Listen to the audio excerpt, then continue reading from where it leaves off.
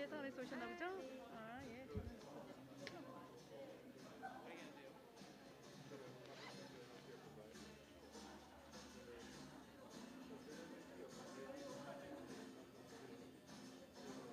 네, 반갑습니다. 네, 저희 김성희 국장님 계신데. 아, 예. 예. TV에서 가셨거든요. 네, 네, 네.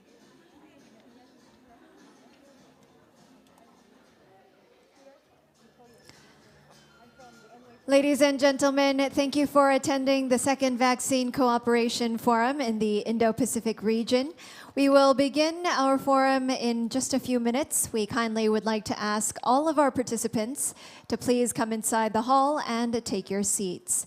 Once again, ladies and gentlemen, we will soon begin our forum. We kindly ask all of our guests to please enter the hall and take your seats.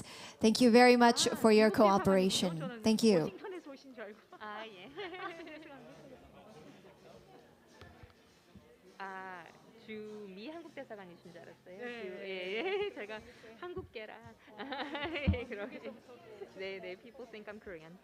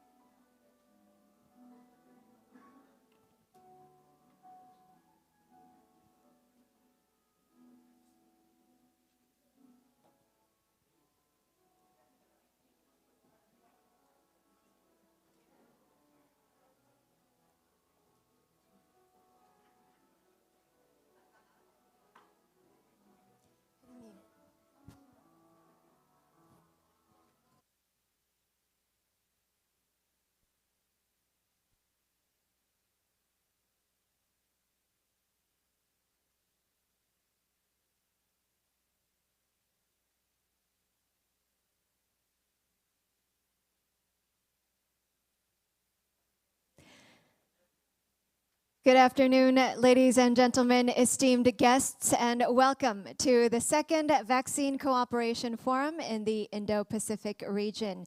This is hosted by the Ministry of Foreign Affairs of the Republic of Korea, jointly hosted by the Department of Foreign Affairs and Trade of Australia and the Department of State of the United States of America. My name is Ju-Yeon Cho, and it is indeed an honor to be your MC for this forum. Allow me to greet you in the traditional Korean way.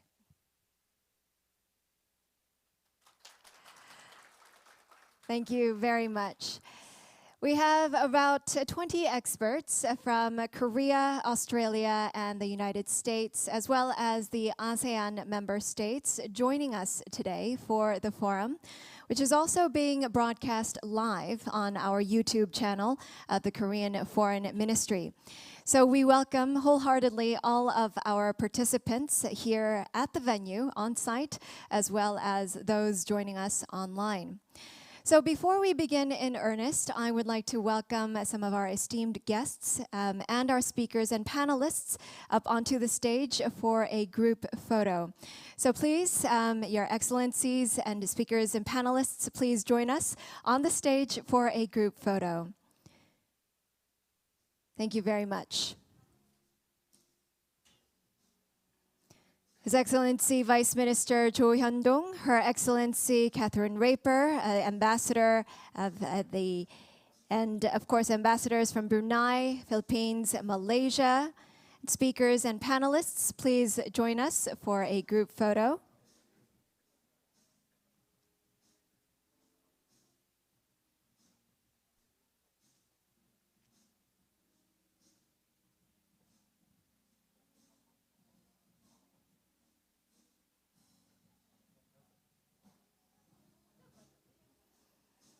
As for our audiences, we will just take a few minutes. Thank you very much. And please have your masks off, please. Thank you very much for the group photo.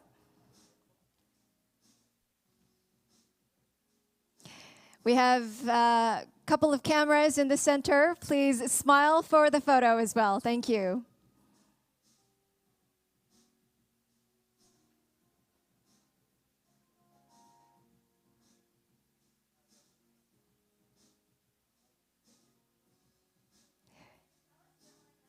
We're still prepping for the best option for the photo op, so please bear with us. Thank you very much. Ready? Please smile for the photo. Thank you very much. One more time. A big round of applause, please, ladies and gentlemen. Thank you very much. Thank you. You may now return to your seats. Thank you very much.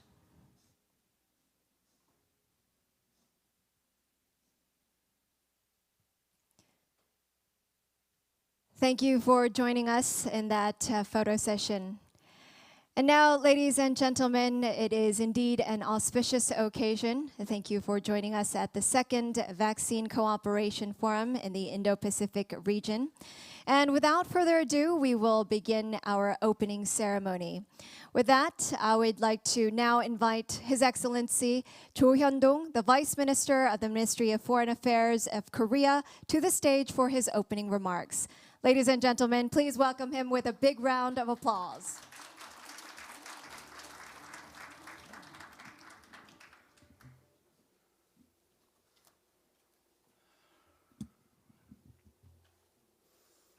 Well,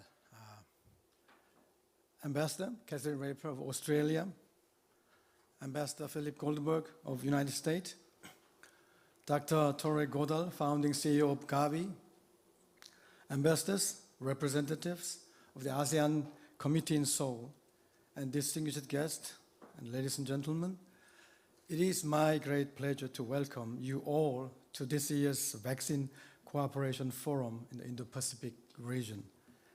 My warm welcome goes out especially to those who have taken time to travel to Seoul to join us this afternoon, including my old friend Laura Stone. Building on last year's partnership with Australia, I'm delighted to co-host this year's forum with both Australia and the United States. I'd like to thank Ambassador Raper and Ambassador Goldberg for their support and presence at today's forum. Taking this opportunity, I would also like to thank the ASEAN Committee in Seoul for their continued support and dedication to ASEAN-Korean partnership. Over the years, we have witnessed remarkable growth in our cooperation, covering a wide range of areas. Specifically, ASEAN and Korea, together with our partners in the Indo-Pacific, made impressive achievement in public health and vaccine cooperation as we collectively respond to the challenges of the COVID-19. This valuable experience of solidarity and harmonized cooperation reinforced Korea's commitment for greater contribution in the region. It is in this context that President Yoon Suk-yeol announced Korea's first ever Indo-Pacific strategy last month at ASEAN ROK Summit in Phnom Penh. Through greater engagement, Korea will actively contribute to building a free, peaceful, and prosperous Indo-Pacific region. At the same meeting, President Yoon also presented the Korea-ASEAN Solidarity Initiative to emphasize ASEAN's central role in the Indo-Pacific and Korea's renewed commitment for enhanced partnership with ASEAN. Both the overarching Indo-Pacific strategy and ASEAN-tailored initiative emphasize the importance of solidarity with friends and partners in the region that share values and principles. It is therefore no surprise that key principles of Korea's Indo-Pacific strategy and Korea-ASEAN Solidarity Initiative are well aligned with the underlying principle of ASEAN outlook on the Indo-Pacific. These include inclusiveness, trust, mutually beneficial cooperation, and above all, our common support for ASEAN centrality. The same principles are also found in the respective Indo-Pacific strategies of Australia and the United States. Indeed, this natural convergence of values and principles have provided us with a positive momentum for enhanced cooperation, not only between ASEAN and the ROK, but also among the dialogue partners in dealing with common challenges facing this region. In this regard, we are very pleased to be working together with Australia and the United States in strengthening regional vaccine cooperation for improved preparedness and resilience against future pandemics. Over the past 3 years, we have experienced firsthand the importance of united action against the common threat of COVID-19. We have learned the effectiveness of joint response and the importance of equitable access to vaccines and treatment. Regionally, ASEAN quickly harnessed its collective effort and launched ASEAN COVID-19 Response Fund and the Regional Reserve of Medical Supplies, making a rapid region-wide response possible. ASEAN also took leadership in the region's recovery by adopting the ASEAN Comprehensive Recovery Framework. On a global level, various new mechanisms, including Act A, COVAX Facility, and the Financial Intermediary Fund, better known as the Pandemic Fund, were put into motion to bolster health security capacities and improve coordinating among countries. Korea, a stronger supporter of such regional and global effort, committed $300 million to the Act A initiative this year, in addition to $210 million to COVAX AMC. We were also one of the early contributors to the ASEAN COVID-19 Response Fund, providing a $6 million toward ASEAN's detection capabilities. Moreover, recognizing the importance of sustained financing to strengthen preparedness for future pandemics, Korea also pledged $30 million to the Financial Intermediary Fund. However, to achieve vaccine security, it is also crucial to invest in vaccine self-sufficiency by strengthening manufacturing capabilities across the world. Having successfully developed Korea's first indigenous COVID-19 vaccine, the SkyCoV-1, Korea is also stepping up effort to share our experience and know-how. As host country of WHO's Global Biomanufacturing Workforce Training Hub, Korea has launched training on vaccine production process since July. To date, a total of 257 trainees from 38 countries across the Indo-Pacific have taken part in the program. We look forward to expanding this program to further facilitate vaccine self-reliance in this region. Fortunately, today we are witnessing a significant decline in reported cases of COVID-19, although new variants continue to emerge. While continuing our joint efforts to put an end to the COVID-19, we need to take full advantage of our current cooperation to strengthen preparedness against future health crises. It is in this context that Korea has been hosting a series of health-related meetings, from the World Bio Summit in October to the Global Health Security Agenda Ministerial in November, and today, the Vaccine Cooperation Forum. By promoting cooperation and partnership for improved health security and resilience, Korea aims to contribute to building a safer and more prosperous Indo-Pacific region. I hope today's forum will provide a timely occasion for both our co-organizers and ASEAN friends to share ideas, promote partnership, and harness synergies to better prepare against future pandemics. The success of today's forum will be a promising sign for our future cooperation ahead. In closing, I look forward to fruitful discussions and wish all participants a pleasant stay in Korea. Thank you very much.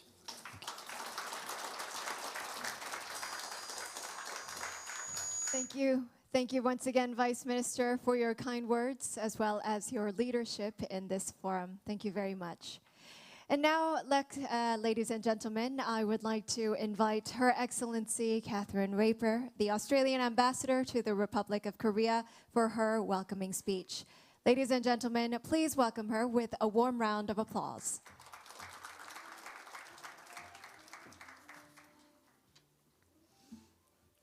Good afternoon, everyone. I'd like to acknowledge our co-hosts for this Vaccine Cooperation Forum, MOFA Vice Minister Hyundong, US Ambassador Philip Goldberg, who I understand is online, as well as today's keynote speaker, Dr. Godal, founding CEO of Gavi. Also, my fellow ambassadors, all of today's speakers and panel members, including from our ASEAN neighbours, and everyone here today. There are many lessons to be learned from the COVID-19 pandemic. For Australia, it has reinforced just how interconnected and interdependent we all are. Interconnected because a threat to one country, the emergence of a pathogen with pandemic potential, is a threat to us all. And interdependent because no one country is able to respond effectively to a disease like COVID-19 without cooperation and coordination. Australia stood shoulder to shoulder with our region and global partners to end the acute phase of the COVID-19 pandemic.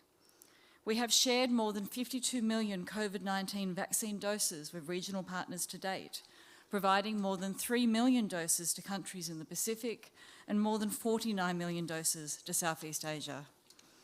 We have provided tailored and targeted support to our partners' national vaccination campaigns, including health worker training, cold chain infrastructure development, and technical assistance to national regulators, delivered by flagship Australian agencies such as our Therapeutic Goods Administration and our National Centre for Immunisation Research and Surveillance. We've worked with our international partners, including through the Quad, to boost and coordinate our engagement with Southeast Asia and the Pacific in line with Australia's Indo-Pacific agenda. And we've made contributions to global efforts, such as through our $215 million pledge to the COVAX Advanced Market Commitment, AMC. As our region recovers from the COVID-19 pandemic, we are working with global and regional partners to help recover some of the ground lost during the pandemic and to build more resilient health systems. We're working with countries in the Pacific and Southeast Asia to support routine and catch-up immunisation programs for vaccine-preventable diseases, such as measles, to try and prevent deadly outbreaks.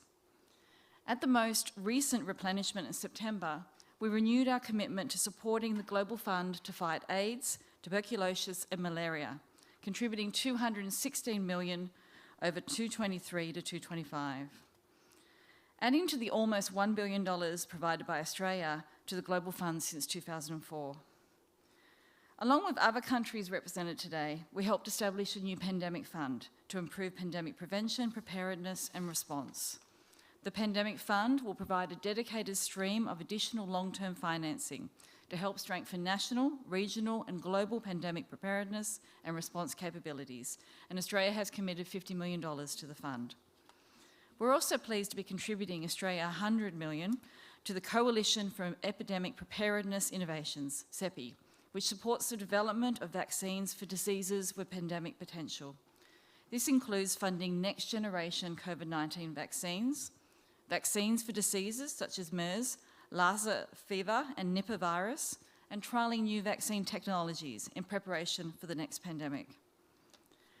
I opened my remarks reflecting on the lessons from the COVID pandemic about our interconnectedness and our interdependence.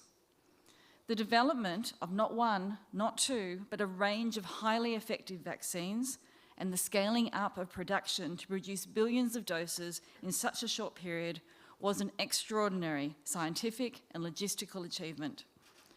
It was only possible because of collaboration across borders, including on disease surveillance, vaccine research, and the complex supply chain required to produce doses. We are now happily in a situation where there is a surplus of high quality and effective vaccines available, although we still face challenges in raising the vaccination rates in some countries. But our experience earlier in the pandemic has shown us the importance of having a diversity of vaccine types and manufacturers for equity and efficiency reasons. In that spirit, we welcome and are proud to be associated with forums such as today's Vaccine Cooperation Forum that aim to foster the networks and linkages to improve vaccine research, development and manufacturing in our region.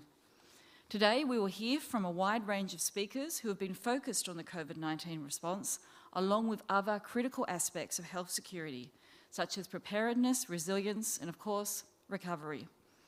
I look forward to the sharing of ideas about how best to focus on such issues, such as resilience, that underpin so much of our ability to use the lessons from this pandemic to inform the potential of the next one and for other significant health security events. Thank you very much. Gamsamnida. Thank you. Thank you once again, your ambassador, for your kind remarks, and thank you for Australia's commitment to the Cooperation Forum. And now our last co-organizer, we will hear from His Excellency Mr. Philip Goldberg, the U.S. Ambassador to Korea. Ambassador Goldberg could not be here with us today, so he has sent us a video. So may I now bring your attention to the screen. Good morning. I'm so grateful for a chance to speak to this esteemed group of health experts and practitioners. I'd first like to thank the Republic of Korea for hosting this forum and also congratulate it on hosting the recent successful Global Health Security Agenda Ministerial and the release of the new Seoul Declaration at the Ministerial's conclusion. I'd also like to thank Australia and ASEAN partners for their continued partnership in our collective efforts to tackle the very critical issue of health security. The United States is dedicated to a free and open Indo-Pacific and an empowered and unified ASEAN. As outlined in the U.S. Indo-Pacific strategy, we are committed to working closely with partners across the region to strengthen health systems to withstand future shocks, drive investments in global security, and expand regional platforms to prevent, detect, and respond to future health emergencies. We'll do this through forums such as this one and through our continued partnership with regional organizations, including ASEAN, APEC, the Pacific Island Forum, and others. And we'll not do this alone. We welcome Korea's new Indo-Pacific strategy, which demonstrates its commitment to building regional capacities for global health security. Together with our partners and allies, we will leverage our collective strengths to achieve our shared goals, consistent with the principles of the ASEAN Outlook on the Indo-Pacific: inclusivity, openness, and an emphasis on rule of law, good governance, and respect for international law. As everyone here knows, the COVID-19 pandemic has taught us many real-time lessons on global health security and pandemic preparedness. As we look back, we know that viruses do not respect borders, and that none of us are safe until all of us are safe. We also learned investments that increase the resilience and adaptability of health systems are much less costly than emergency responses. The speed at which COVID-19 vaccines were developed and distributed is an amazing public health security story, but it only happened because of prior consistent investments in research and innovation. Too often, we've seen resources flood health systems during emergencies, only for those resources to dry up once the immediate threat's over. If we're able to build true resilience against the challenges of the 21st century, we must break this cycle of panic and neglect and commit to sustained investment in our health systems. We know that vaccines save lives. Through continued innovation in vaccination, we eliminated smallpox as a threat and reduced cases of diseases such as polio and measles around the globe. Childhood vaccinations are estimated to prevent about 4 million deaths per year. However, over the past few years, we've seen reduced childhood vaccinations for polio, measles, diphtheria, tetanus, and whooping cough. The 2022 joint WHO-UNICEF estimates of national immunization coverage reported the largest sustained decline in childhood vaccinations in approximately 30 years. This puts everyone at risk, not only to new diseases, but also to the reemergence of existing ones. If we're to sustainably enhance pandemic innovation, preparedness, and prevention efforts, we need to think carefully about how to build from existing systems, such as childhood immunization programs, with an emphasis on protecting the most vulnerable. We welcome the global recognition of the need to do more to enhance pandemic prevention, preparedness, and response. The United States is committed to working with partners to address gaps in a multi-sectoral and whole-of-society manner that leverages the expertise of non-governmental stakeholders. To this end, the United States is fully committed to strengthen the global health architecture, including efforts to meaningfully address gaps by amending the international health regulations and the ongoing intergovernmental negotiating body processes to develop a pandemic accord at the WHO. As we emerge from the COVID-19 pandemic, we're enthusiastic about sharing best practices and lessons learned to prevent, detect, and to respond to future health security threats. Forums like this can emphasize our commitment to expanding routine immunizations and its critical benefits to pandemic preparedness. I hope that today's discussions lead to actions on how we, as partners with shared values and common goals, can all work together to achieve vaccine security across the Indo-Pacific region. Thank you very much.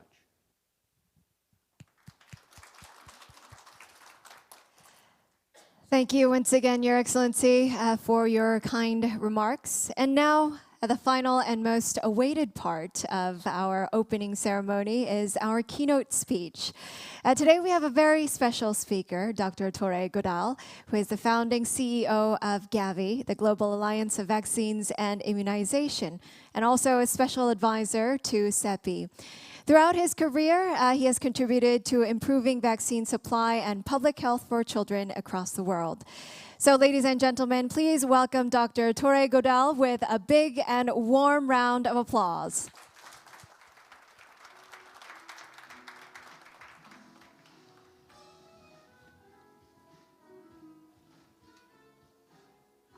Mr. Vice President, Vice Minister, Excellencies, colleagues, ladies and gentlemen. It is indeed a very great honor for me to give this keynote address to this forum, which, again, as has been emphasized, really underlines the importance of regional collaboration, as have been so been illustrated by the pandemic. I will, in my presentation, then really focus very much in relation to vaccines. Can I have the next slide, please? And for everybody involved, can I have the next slide?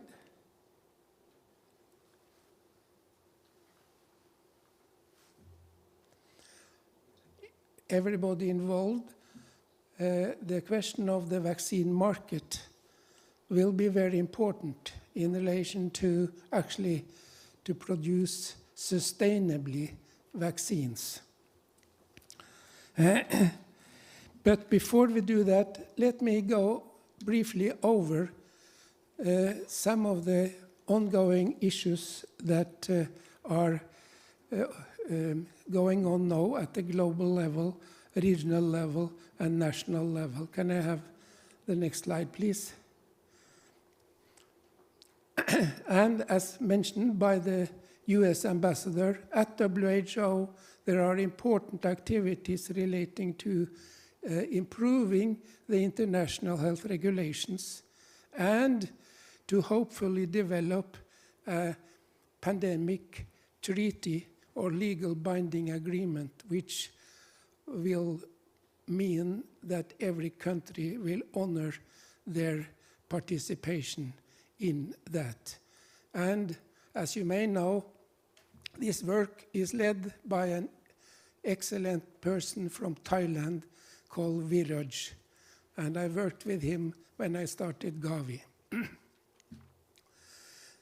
Then it is the improved monitoring and surveillance, and there is a number of initiatives relating to the Rockefeller Foundation, to the Gates Foundation, to the WHO hub in Germany, and of course the establishments of regional CDCs that are all focusing on increasing surveillance and to do it from an innovative point of view.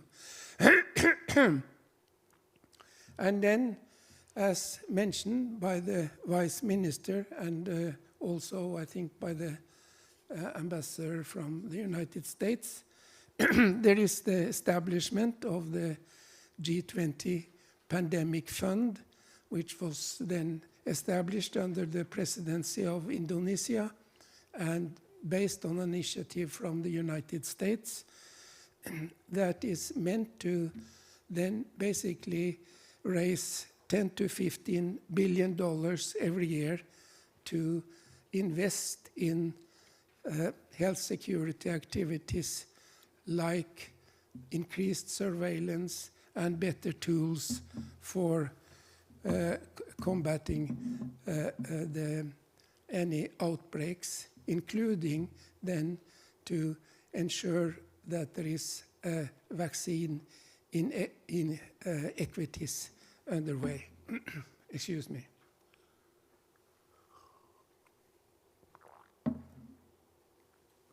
Can I have the next slide, please? Yeah, sorry, I'll go back. Regionally, I would like to mention that the European Union is very actively now building up a separate authority for health security called the Health Emergency Pandemic Prepared and Response Authority. And this will have funds to invest in the region to, among other things, to invest in development of new vaccines against infectious disease threats. And finally, let me mention from Norway as an example, as some of your countries, a small country, we do not have vaccine production ourselves, and we realize that we cannot in any way be self-sufficient in relation to health security. So we are very, very actively working with not only WHO, but also with the region in order to ensure that we can contribute to and benefit from a regional security mechanism.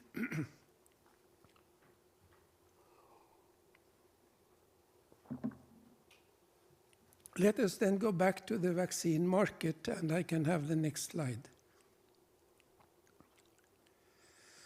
And as you see from this slide, that if you look at the volume of vaccines distributed in 2021, you see that the COVID vaccines completely dominated in the market as compared to seasonal influenza, childhood vaccinations, and so on. Similarly, by value, the vaccines for COVID-19 again completely dominated, showing the potential, if you have a vaccine early, that it can make a very big contribution in terms of commercialization of a vaccine. However, the question is what you do then when there is not a pandemic, and of course, therefore, one have to think about how to make a vaccine effort sustainable. Can I have the next slide? If you then look at the picture from the manufacturing's point of view, you see that also in terms of volume, then the pandemic completely dominated by Pfizer being very clearly on the top. But the picture is quite different if you look at the volume without COVID, as you see to the right in the picture. Then it is the Serum Institute of India that is the dominant per volume. So again, it shows how skewed the picture are when you include the pandemic vaccines. Can I have the next slide, please?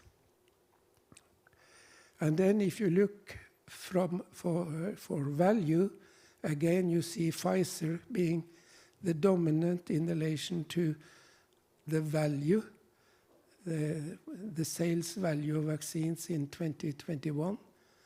While if you then take excluding the COVID, then other companies come up to a very significant, in a very significant way. So this just undermines the point of the dominance, both from volume and value, that the pandemic vaccines had. Can we then move to the next slide? And then you see here a slide that shows the number of vaccines against volumes that the different producers make. And as you see, that also in this biopharma from Indonesia actually is positioned in a very good place. Can I have next slide, please? If we then move away from the vaccine market and to the two organizations and agencies that actually can facilitate regional cooperation and regional capacities in relation to producing vaccines. I have already mentioned WHO. I will then mention the Coalition for Epidemic Preparedness Innovations, CEPI, that also the Australian ambassador referred to, and the International Vaccine Institute here in South Korea, and ESCO Biosciences as an example of one company that contribute in a regional setting. This is biased from my point of view because I had the honor to come here to South Korea and review the portfolio of these two institutions. Can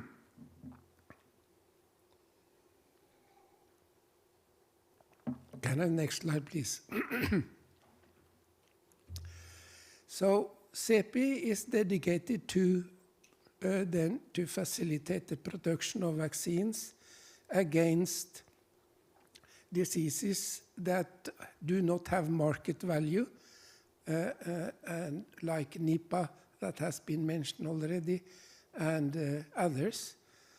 And it has the mission to actually to help creating vaccine production in a geographically spread way as a contribution to ensure equity of vaccines next time. Can I have next slide, please?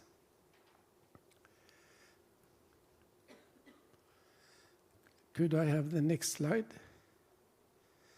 And here, it may be small text for you, but here you see examples from the different countries in the region that CEPI are investing in or collaborating with in order to facilitate actually then vaccine development and production in the region. You will find it also in the document, so we don't need to go through this in detail. Can I have the next slide, please? Then here you see the International Vaccine Institute, which then was created here in Korea about 30 years ago, that also in the Asian region has a number of activities in each of the countries listed. And you see this is also for diseases that I mentioned, like Nipah, Chuenkitmongkol, and so on. Can I have the next slide? And then finally, we have the ESCO Bioscience that I think also the Vice Minister referred to, that is a company that has a number of vaccines in production as well as in development. And you see here the examples of their collaboration with the countries in your region. Can I have the next slide, please? And here you will see the vaccine portfolio as of end of last year by ESCO Bioscience in terms of the vaccines that it is producing, as well as the vaccines that they have under development. And you will see as the last line, they have license for producing mRNA vaccines, and therefore that is under their development. Can I have the last slide?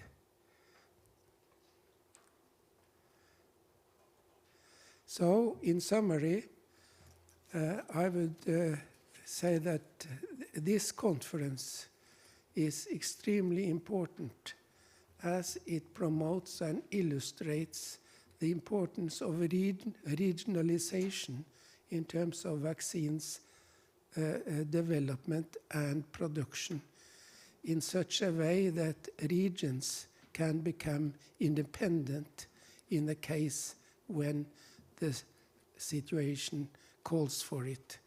And this is now happening not only here in this region, but as I mentioned, in Europe and in Africa. They have Africa CDC, and they are building a lot of aspects in relation to this to do the same to secure vaccine equity also for the African continent. Thank you very much.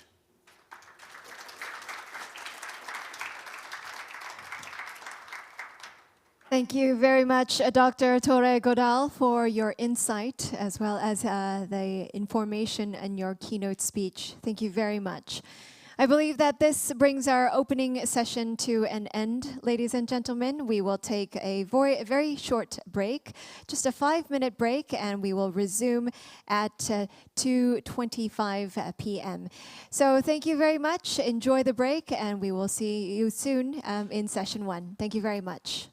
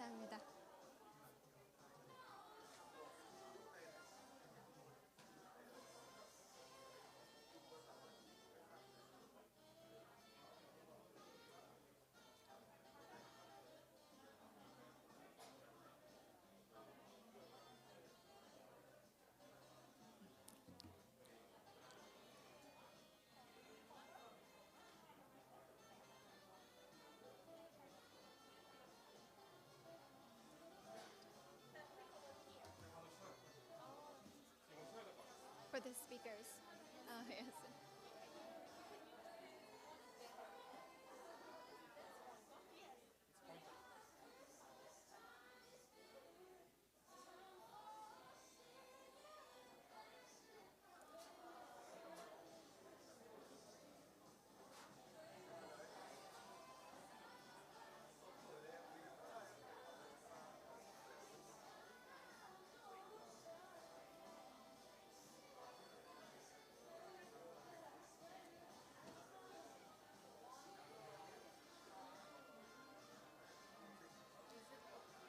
It's not touch screen, so Yeah.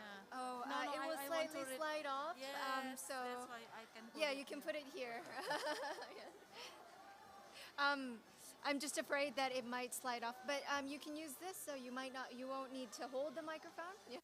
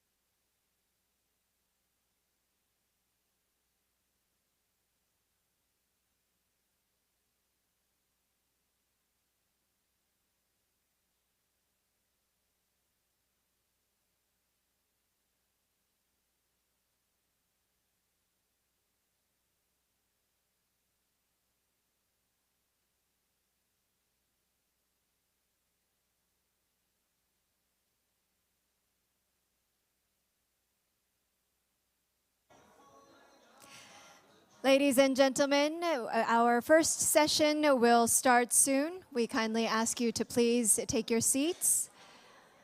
Once again, ladies and gentlemen, our first session will now begin, so please take your seats. Thank you very much.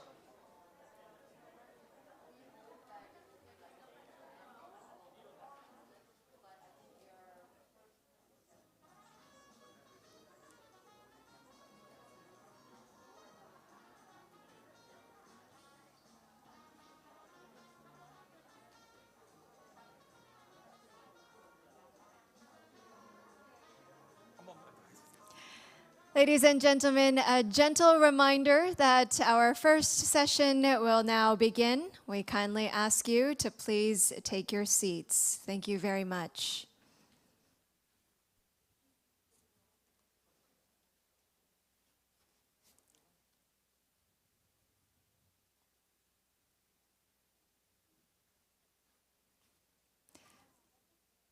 Thank you. We'd also like to ask our panelists to please join us and take their seats up on stage.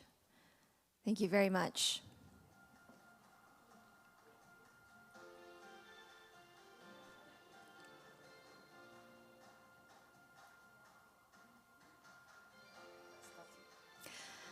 So welcome back. And we will now begin our first session, ladies and gentlemen. And for this session, we will be discussing vaccine security. And we have our moderator who will be leading us through our session. And we have 2 speakers as well as 3 panelists joining us for our first session today. I will hand the floor over to our moderator, who is Dr. Ann Wartel, the Deputy Director General of the International Vaccine Institute. So, Dr. Wartel, please take the floor. Thank you. So, good afternoon, Excellencies, Dr. Tore Godal, esteemed guests, colleagues, friends, ladies and gentlemen. It is a great honor for me to moderate this session today related to vaccine security. And before getting into the topic, I would like to set the scene for our speakers and also panelists to start with the discussion. Let me say a few words. History has repeated itself with another pandemic sweeping the world. But unlike previous pandemics, modern technology has allowed both the progression of the pandemic and our global response to it. to be meticulously recorded in billions of data points. While there will be plenty of lessons learned, we have learned already about that, from studying with that mass of data in the future, today we need to focus on some of the key learnings we have already captured. One of the earliest identified shortcomings was the varied levels of preparedness demonstrated by different regions when COVID-19 arrived and hit all of us. The previous experience some Asian countries had gained with disease outbreaks such as SARS, MERS, had taught them valuable lessons on how to contain the early spread of disease outbreaks, and meant they were much more prepared to cope with a new threat. Some other countries which lacked either the previous experience or the extensive public health infrastructure of places, such as in Korea, were slower to react and impose restrictions. Some countries may have underestimated the virus' ability to spread rapidly and allowed the population to carry on as normal for too long. This unpreparedness and delay in response, although later corrected, contributed to the huge variance in the numbers of cases and deaths between different countries in the first few months of the pandemic. The responses to this outbreak provided the world with positive examples on how to collaboratively provide effective vaccines. In both instances, multi-stakeholders collaborations that brought together national governments, supranational organizations, academia, and industry were able to produce and distribute life-saving vaccines in what were the record-breaking times. However, once the world realized the real threat COVID-19 presented, vaccine development moved at an unprecedented speed, as mentioned earlier on, in less than a year after WHO declared COVID-19 a pandemic. Vaccines were being rolled out of factories, but that shining process was soon marred by the darker mishandling of any equitable global distribution of those vaccines. This disparity was also exacerbated because the developing nations frequently lacked the necessary infrastructure required to store, distribute, and use the vaccines. In March 2021, the OECD issued a report on vaccine access, which stated that the currently skewed distribution of vaccines is both inequitable and inefficient, and requested that governments should act collectively to accelerate vaccination in all countries. By early 2022, the distribution situation had improved significantly, and COVAX was able to announce that they had reached the milestone of 1 billion distributed doses. Much of the world is now fully or partially vaccinated, and there is a concerted effort to reach those who have yet to be vaccinated. However, immense challenges remain, not only in vaccine production, supply, and distribution, but also in creating the infrastructure and managing the logistics needed to get vaccines into arms. The response to the pandemic also revealed shortcomings in supply chains and vaccination program infrastructure in many low and middle-income countries, where even standard cold chain storage, logistics, and management services were often rudimentary, and the ultra-cold chain logistics capabilities required by some mRNA vaccines were almost non-existent. This was particularly vital for distribution from regional distribution hubs to vaccination teams in the field. So let's begin this first session dedicated to the vaccine security. And it's really my pleasure to welcome Dr. Sunate Chuenkitmongkol, who is the Deputy Director of the National Vaccine Institute. Dr. Sunate is a medical doctor with a vaccine development background who is currently working as a Deputy Director of Scientific Affairs at the National Vaccine Institute in Thailand. The floor is yours, Dr. Sunate. I think that I should present over there, right?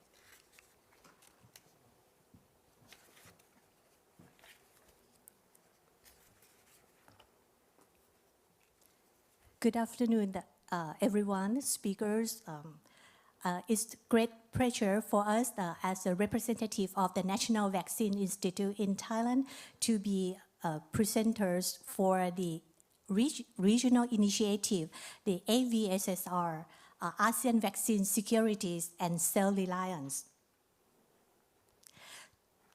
I would go through you the short scope of the content about the vaccine securities, the history of the ASEAN Initiative, AVSSR, the strategies from 2021 to 2025, and the AVSSR, meaning of the ASEAN vaccine security and self-reliance, the next step. So we already addressed the importance of the vaccine, and especially immunization. That the immunization is recognized as one of the most cost-effectiveness for public health measure in prevention and control of the severe infectious disease. We already see it from COVID disease, the COVID pandemic, that it had hurt us millions of lives and disabilities, hospitalization to the public health. And for the vaccine shortage, even you will see that even for a short period of time, it might increase risks of vaccine-preventable disease to surge and cause morbidity and mortalities among vulnerable persons, especially what we have experienced with COVID during we didn't have enough vaccine at the beginning of the equities access. We have loss of the life of the public of the population, particularly in the vulnerable group. So what about vaccine securities? Vaccine securities means is that in the timely sustainabilities and uninterrupted supply of affordable vaccine of assured qualities. It didn't mean that every country have to produce the vaccine by yourself, but it should mean to we can access to the vaccine whenever we have to use it. So in the Thailand perspective, how to create the vaccine security? In NVI vaccine security, we work in several pillars. Of course, we have built infrastructure on research and development internally in the country, but majority of the vaccine used in the country go through the vaccine procurement. Of course, to build vaccine securities, we cannot rely on buying outside only, but it's not only that, we still build on the human resource development, that is the HRD. We have the information sharing. NVI is one of the, vaccine knowledge center distribute all the knowledge to several stakeholders. And of course, the most important is networking. Networking not only internally in the country, we network with the WHO, we network with International Vaccine Institute, we network with the CEPI, we network with the UNICEF, external outside the country, and of course, internal in the country as well. What is IVI, National Vaccine Institute? We are a government agency, the non-profit organization. We are focusing everything about the vaccine in the countries. It has been celebrate our 10 years of the National Vaccine Institute in this August. We are governed by the National Vaccine Security Act in 2018, but our work has started before that for a decade. We already focus collaborating with several partners, including academia, MOPH, Ministry of Public Health, even the local manufacturer to support national vaccine security. 4 work pillars in the National Vaccine Institute in the snapshot. First, we work for a policy, draft of policies, vaccine policy sharing for the country.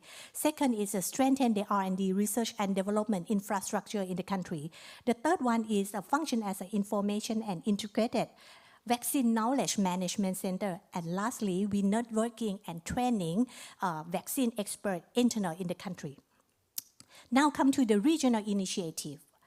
AVSSR, ASEAN Vaccine Security and Self-Reliance. It has been started working since 2014, and there are history working on that. You will see in the yellow arrow that the area of collaboration identified by ASEAN stakeholder has go to 4 key pillars on the system development of the vaccine security, HRD, human resource development, pool procurement, and information sharing. And all the work of the AVSSR has been adopted to in the 2016 to the ASEAN level, and then as a NVI in Thailand National Vaccine Institute, we lead activity of the AVSSR. This last year, we worked on the ASEAN vaccine baseline survey on the gap of the manufacturing in the ASEAN. And we would recognize that before 2 months before the pandemic, the COVID pandemic occurred, the AVSSR the vaccine security has been adopted as the ASEAN Leader Declaration on AVSSR was adopted on November 2019, 2 months before the pandemic occurred.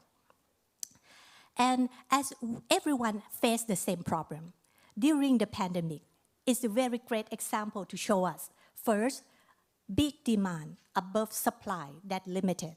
Second, negotiating power at that time, supplier bigger than purchaser. Inequitable access. High-income country can access to a vaccine earlier than the middle income or the lower income. Even the middle and lower income can go to the COVAX facilities. Purchasing practice has been changed from supplier to the government deal, as whether it's a bilateral or multilateral deal. And the things about the vaccine nationalism or export restriction has occurred in the period. So now coming to the strategy of in the snapshot, only one slide on the AVSSR strategic and action plan from 2021 to 2025. If I would like to highlight in all of this detail of the strategy, that working related to our meeting today, I would point out 3 major points that has been discussed and has been raised from the ASEAN member state. The strategy 2 about the ASEAN pool procurement already be discussed and to see how could we go.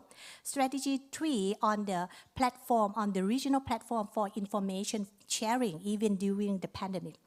The strategy 4 is about the create the vaccine workforce stakeholder training program, or is the HRD for the vaccine expert. So this is the example in November last year that we received a support from ROK to set the platform for knowledge sharing under the ASEAN ROK strategic partnership. We have our Deputy Prime Minister have the opening, have the ambassador at that time, and the Secretariat of the ASEAN will have a platform of the webinar sharing on the vaccine webinar under the AVSSR. That is an example of collaboration that has worked. And again, in this September, NVI lead work with the ASEAN and with China, ACCF, ASEAN Cooperating Fund to support the manufacturing, strengthening manufacturing workshop under the ASEAN has been set as a meeting, 2-day meeting in Bangkok. We have invited the WHO, invited CEPI, invited UNICEF and DCVMN, the local manufacturers throughout the Asia to share experience and find out the gap, what could we go to answer about the vaccine security in our ASEAN region. That is the first meeting that we did, and we have got good result on that. So the next step, just make it in short that to be highlight for the next step, divided into 3 bullets. The first is about the information sharing, establish a regional platform for information sharing, knowledge exchange among the ASEAN member state and global stakeholder. That has been raised, the example like support from ROK in last year. The second point is about the strengthening the local vaccine workforce with a focused training program, or the HRD, Human Resource Development, under the ASEAN level, collaborating with potential partners, setting up a regular training for ASEAN vaccine workforce. And the third one is very quite challenging. It's about creation of an ASEAN pool procurement concept framework, because there are many concerns coming from ASEAN member states respond to the pandemic or COVID, and this has to be worked later in detail about the framework under the work of the AVSSR. So among all these, we have NVI would lead and set a regular meeting or a follow-up meeting from September meeting, and we plan to have a regular meeting again, follow-up in April 2023 for the next step of all the work that should be pushed forward. So that's all for me. Thank you very much. Thank you, Dr. Sunate. So now I would like to warmly welcome Dr. Prima Yosefin, who is the Acting Director of the Immunization Directorate, Ministry of Health, Indonesia. She is responsible for the oversight of overall activities related to national immunization program, including routine immunization, new vaccines introduction, and COVID-19 vaccination. She is graduated as medical doctor from the University of North Sumatra and has master's degree of public health at the University of Indonesia. She has more than 20 years of experience in immunization field and in non-communicable diseases within MOH. The floor is yours, Doctor.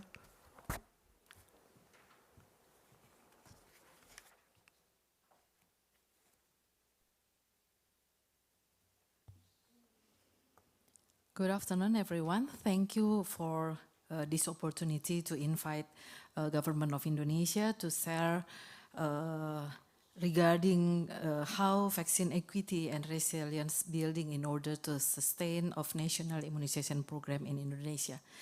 In this occasion, I would like to acknowledge all parties who have contributed to making this presentation.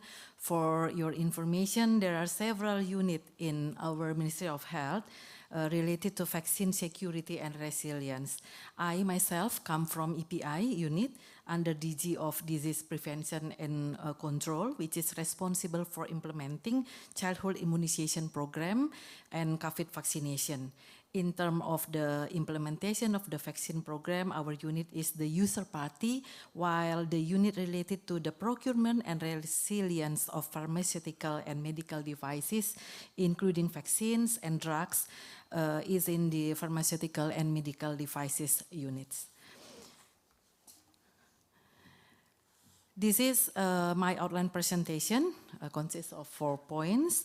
That are vaccine security in Indonesia, establishing vaccine security through production and securing of essential vaccines, measures for establishing vaccine security in the region, and the importance of cooperation in the region for vaccine security.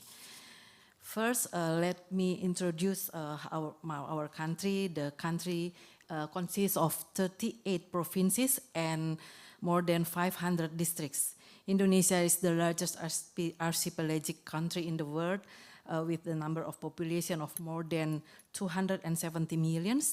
Looking at income and socio-economic factors, currently Indonesia have GNI per capita of US 3,870 in 2020 and increased to US 4,140 in 2021. This number put us in the group of middle-income countries based on the World Bank's classification. Indicators of overall health status in Indonesia has improved significantly over the last 2.5 decades, with life expectancy rising from 63.1 years in 1990 to 71.9 years in 2021. The government is run through a decentralization government system now. We have clearly diverged and defined aspects that become responsibility of each central, provincial, and district government. This system marks authority delegation of all aspects from central to province as well as district government, except for judicial legal affairs, defense and security, religion, monetary, and foreign policy matters. More detail on health policy-related matters, the Ministry of Health has responsibilities on providing strategic direction, setting of standards and regulation, ensuring availability of essential financial and human resources, as well as managing of some tertiary and specialistic hospitals. And for vaccine security in Indonesia, in this slide, I would like to inform you regarding how the NIP in Indonesia is implemented. By law, the national government is responsible for a provision of NIP vaccines, as ruled in our Health Minister Decree number 12 year 2017. Most of NIP vaccines are developed and produced by our local vaccine manufacturer, Bio Farma, which is one of important state-owned enterprises in our country. Only a few or new vaccine, for example, PCV, HPV, rotavirus, and GE that are being imported.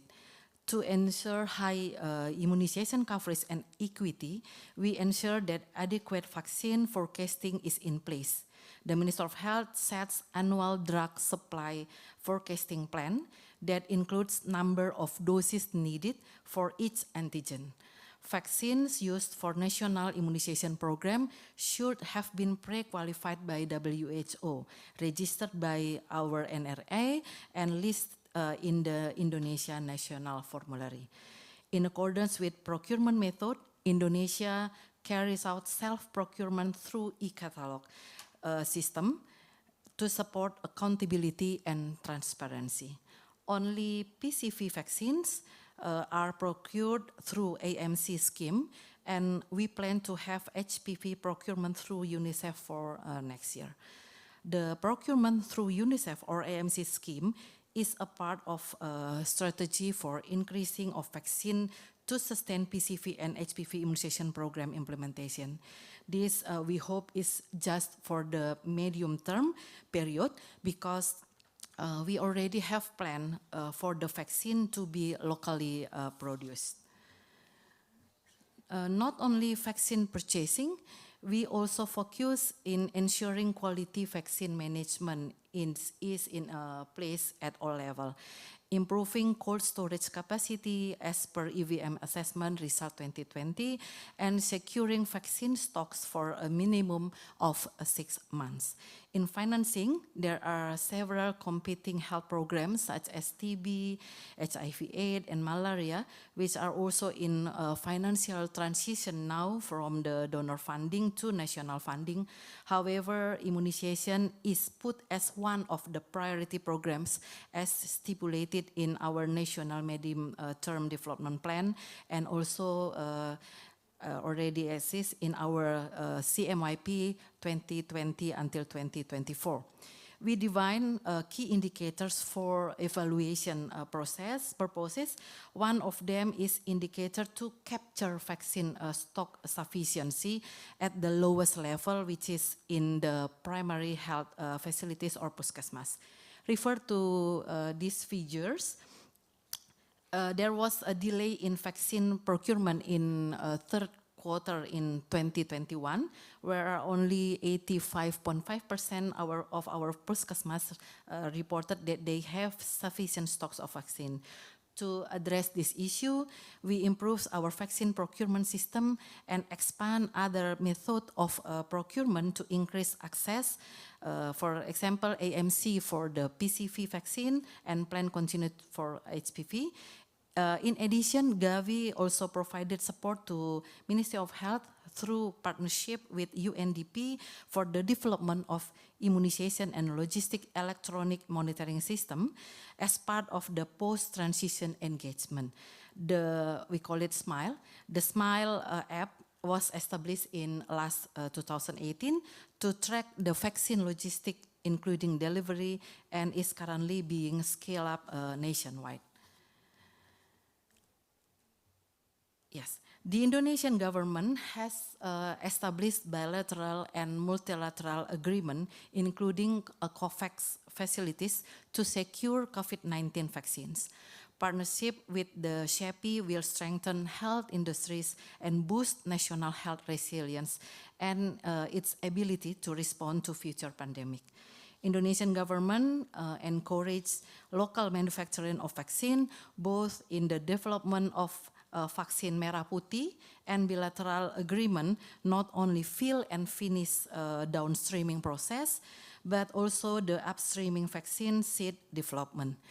Several COVID-19 vaccines currently in development within the countries are by Erlangga University and Biotis, and Eijkman with Biopharma, SOE vaccine from Biopharma with Baylor, and other technology transfers. Government also work with international organizations such as WHO and CEPI and conducting human resources capacity development. Per Presidential Regulation number 99 year 2020, further followed by our ministerial regulation number 16 year 2021, government will prioritize procurement of local manufactured COVID-19 vaccines whenever available. The budgeting have been allocated per situational need. Halal vaccine is another concern in Indonesia. Several certified vaccines for COVID-19 are CoronaVac, MP Merah Putih Biotis vaccine, mRNA-based vaccine Etana, viral vector Etana, Indovac Biopharma, and Zivivac. Short, medium, and long-term plan for the development of halal certified COVID-19 vaccines have been developed. This is currently the Indonesian government has set the target for the COVID-19 vaccination to be more than 234.6 million, including 181.5 people aged 18 or above, that consists of health workers, essential public workers, older population, and general population, and 26.7 million adolescents aged 12 until 17 years old, and 26.4 children aged 6 until 11 years old. The vaccination for adolescents started in last July, while the vaccination for children aged 6 until 11 started in last December. Based on 2020 Indonesian census, where the total population of Indonesia is more than 270 million people, then the total targeted group is around 86.8% of population. In line with the global target, Indonesia ensures a minimum of 70% of the total population receive a full dose of primary vaccination by the end of this year. As recommended based on our PCPEN dashboard dated 5 December 2022, more than 446 million injections have been given, and more than 64% of the total population has received complete primary COVID-19 vaccination. Indonesia has successfully entered the world top 5 countries with the highest number of vaccination, and this achievement made Indonesia one of the 10 countries with the most vaccination coverage in the world. In addition, based on our dashboard data from the ministry, as of 5 December, the national vaccination coverage has reached more than 400. And in addition, this achievement was inseparable from the support and joint effort of all elements of the nation, including minister and institution. The Indonesian National Defense Forces, the National Police, regional government, social organization, religious organization, business players, and the community.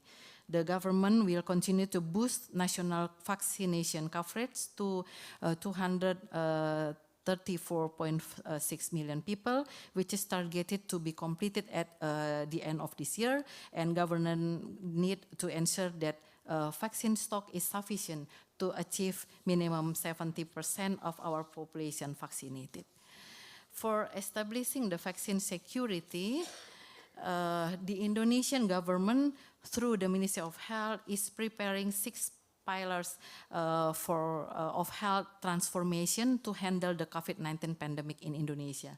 The 6 pillars are: 1 is the transformation of primary services, which is routine immunization and screening part of this transformation.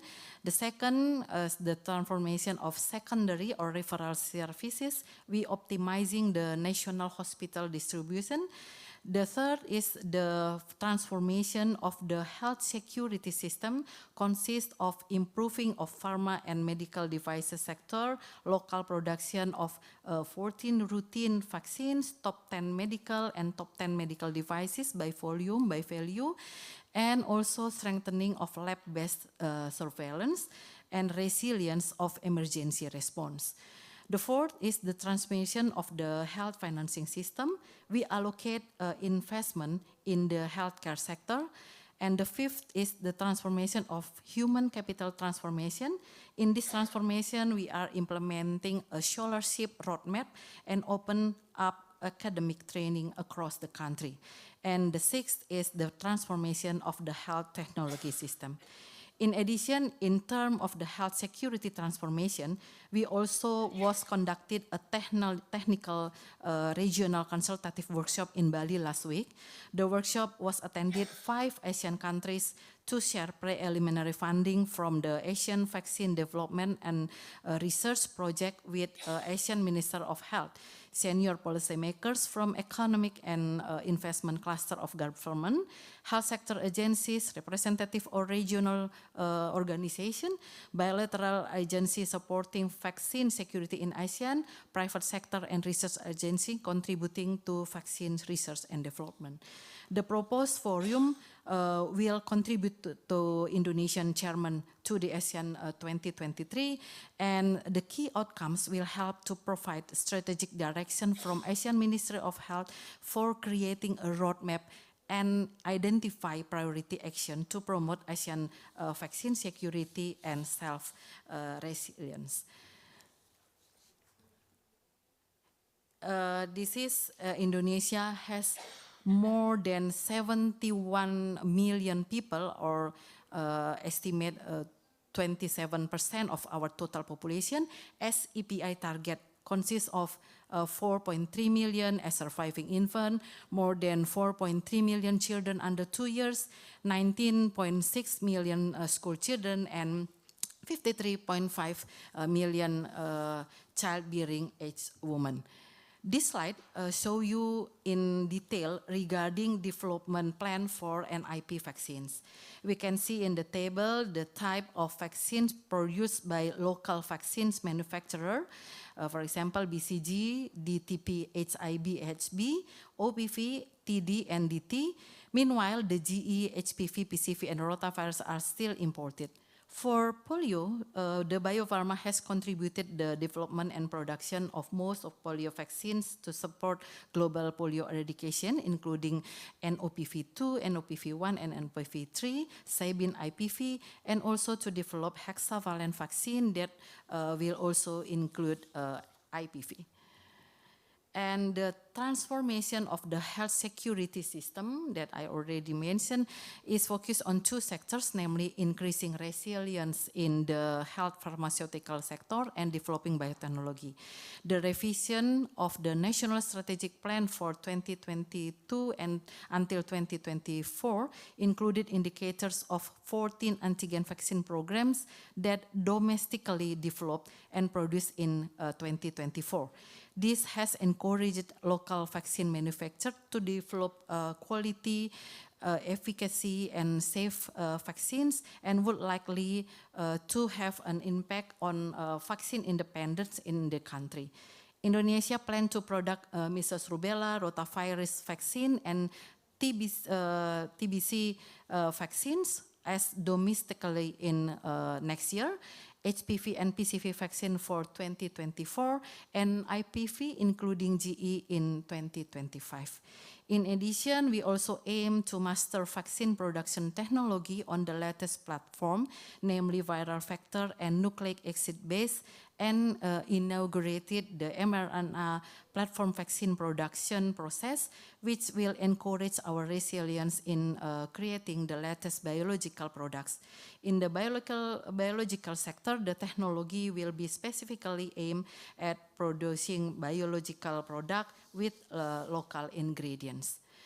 Indonesia has demonstrated successful collaboration in the implementation of COVID-19 vaccination over the past 2 years. Indonesia will contribute to multilateral effort to develop vaccines for infectious diseases. Indonesia always pushes for fair access to the COVID-19 vaccine for all people. All countries have the right to fair, affordable, and equitable access. in order development of COVID-19 vaccines, government of Indonesia has accelerated the research and development of the red and white vaccine, we call it merah putih vaccine, transfer technology of COVID-19 vaccine, and encouraging the domestic industry to build partnership with the global vaccine industry. Biopharma, as our state-owned vaccine manufacturer, we learned to master the mRNA technology platform for producing vaccine after Indonesia is appointed by the WHO as a country that will build a hub or based COVID-19 vaccine production center messengers in the Southeast Asia. Vaccine diplomacy is also expected to play a major role in determining which developing countries will have access to vaccine first, as countries with vaccine supply capacity compete for international influence. In this opportunity, it's also important to measures establishing the vaccine security, such as distribution process to assess potential security vulnerabilities and implement corresponding risk mitigation solution to reduce the probability of disruption, to reduce the probability of disruption. Apply cost effective in the vaccine manufacturing, transportation, and distribution to ensure vaccine sustainability, to ensure vaccine sustainability, and training medical personnel and adequate health infrastructure, including adequate vaccine storage facilities to ensure the vaccine equity. So the importance of cooperation in the region, lesson learned from COVID-19 pandemic, we can see how the importance of cooperation in the region for vaccine security. We can conclude the advantages of a vaccine security partnership to meet COVID-19 vaccines and other essential vaccines. Number one, international cooperation has been one of the strategies that many international actors relied on as an answer to create effective regulation and policies on combating the effect of the COVID-19 pandemic. Number two, improve access for vaccine stockpile to prevent pandemic. Number three, enhance the transfer of knowledge and technology in order to have better knowledge about the vaccine efficacy, and this could lead the government capable to educate the public. Number four, strengthen health industries and boost national health resilience and its ability to respond to future pandemic. And the last, more affordable price for new vaccines through advanced market scheme or procurement through UNICEF, especially for countries in Gavi transition. Maybe that's all of my presentation. I hope that through our meeting today, we could build stronger cooperation together for better vaccination program. As the motto of our previous G20 meeting, recover together, recover stronger. Hopefully we are strong enough together to face the future pandemic. Thank you. Thank you, Dr. Prima. It's been a very comprehensive presentation. So I think we will now moving on with the Q&A, the discussion with the panelists. So before we get into that, let me introduce the three panelists we have on the stage with us as well, in addition to the speakers. Dr. Konsai Poonpeng Hak is from the National Immunization Program. He's the manager of the program. He's an MD by training. And we also have on the stage Dr. Aziza Habgani. She's the Senior Principal Assistant Director, Head of the Biologics Section from a regulatory body of Malaysia. And we have also Dr. Hoang Hoa Seng, who is Head of Science Technology Management Division from the Ministry of Health in Vietnam. So maybe we can start with the panelists to reflect on their lessons learned going through COVID-19 pandemic. Maybe we can start with Malaysia. Okay, thank you so much, Anne. I always delighted to be able to participate in this forum, especially in this particular topic, so crucial and urgent to address, and so vital to share the features. So hello everyone, it's great to see you all here. as introduced by our moderator, I'm coming from Drug Regulatory Authority, where we are responsible to ensure only quality, safety, efficacy vaccine is approved in the market. So today, my remarks regarding vaccine-related security will be based on my regulatory perspective. So it's maybe a little bit different from the speakers. So as mentioned in by two of both speakers, that vaccine is very important because it saves 10 million of lives globally. So no doubt that vaccine is a critical tool for bringing the pandemic under control. So once candidate vaccine has been identified, it is important to ensure that National Drug Regulatory Authority give a market authorization so that immunization can start. During emergency situation, the evaluation of new vaccine should be based on risk-benefit assessment. The Drug Regulatory Authority need to adjust the way they work to adapt to the pandemic situation. Some countries use emergency use authorization to bring unregistered vaccine to be used in the public, but this is not allowed in Malaysia due to our current law. Therefore, Malaysia has implemented conditional fast-track registration to provide expedited access of vaccine or therapeutic product for use during pandemic without compromising aspect of quality, safety, efficacy using a risk-based approach. So some features of this pathway include the timeline much more shorter and some flexibility in requirement of the dossier are given, and there may be some additional requirement mandated. Reliance and recognition are implemented.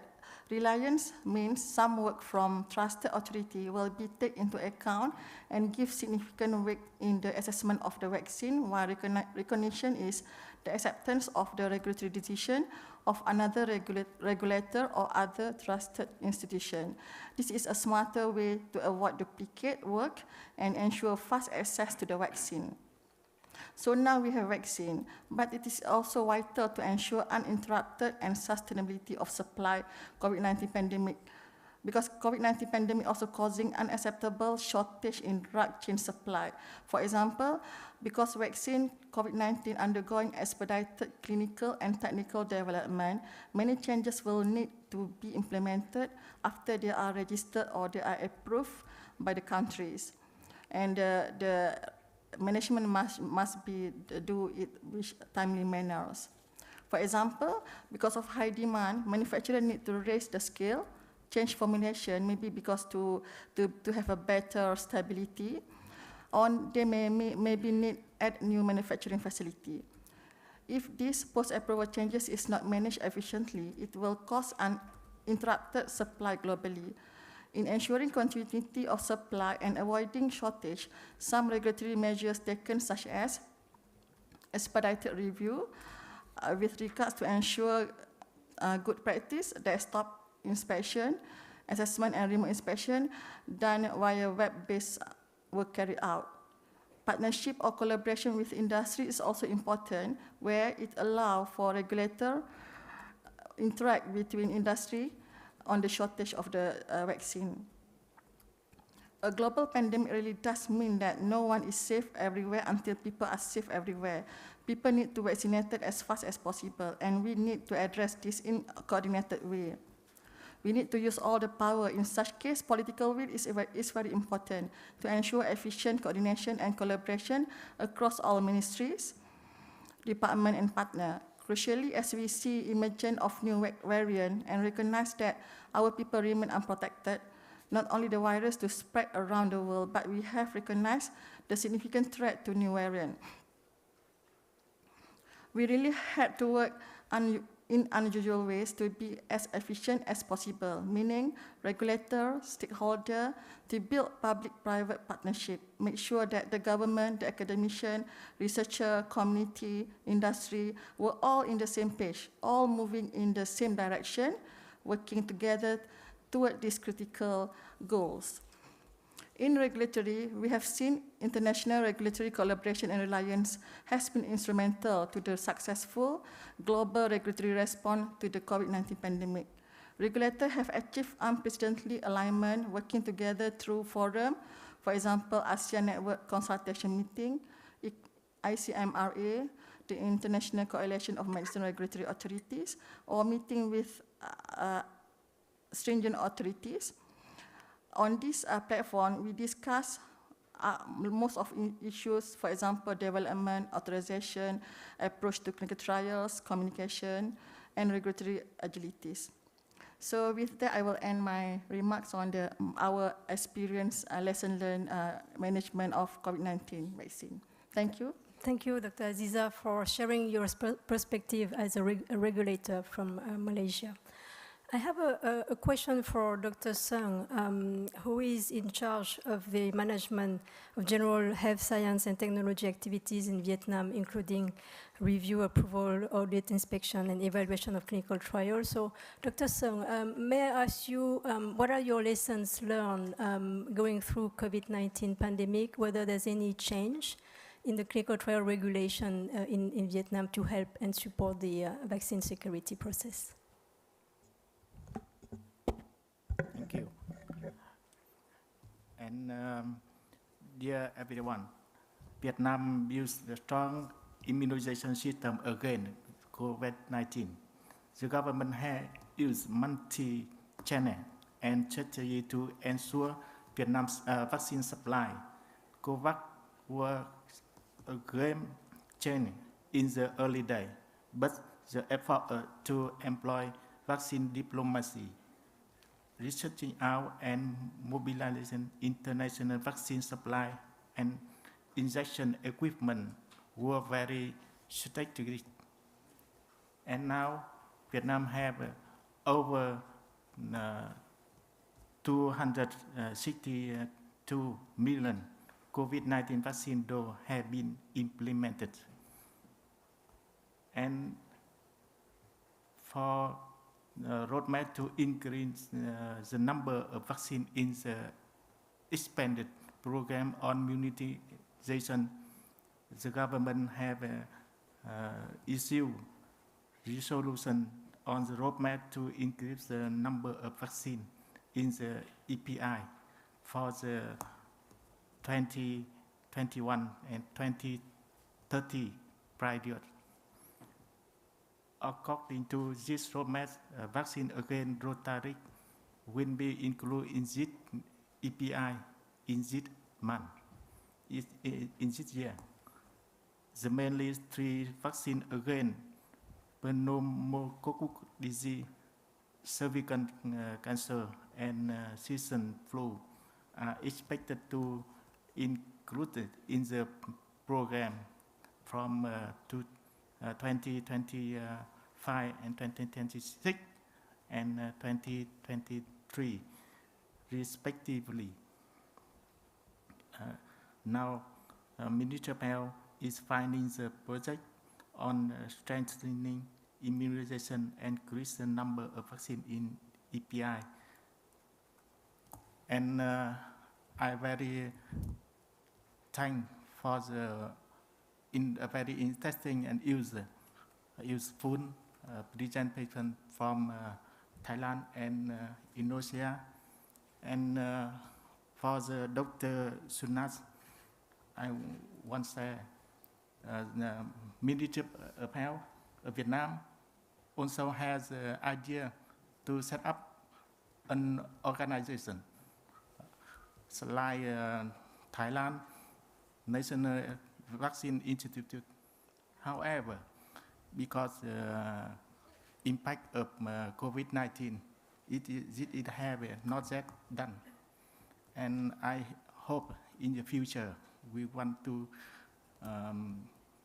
connect with you and want to learn how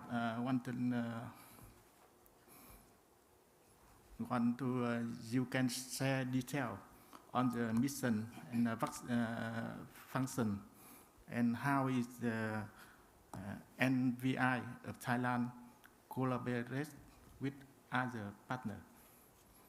Thank you. Thank you, Dr. Sung, for your perspective from Vietnam Ministry of Health. I have a question for Dr. Kong Sai from Laos.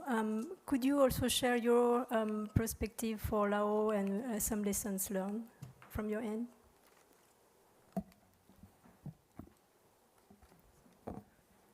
Good afternoon, ladies and gentlemen. For my personally, because we already lesson learned from the epidemic of the COVID-19.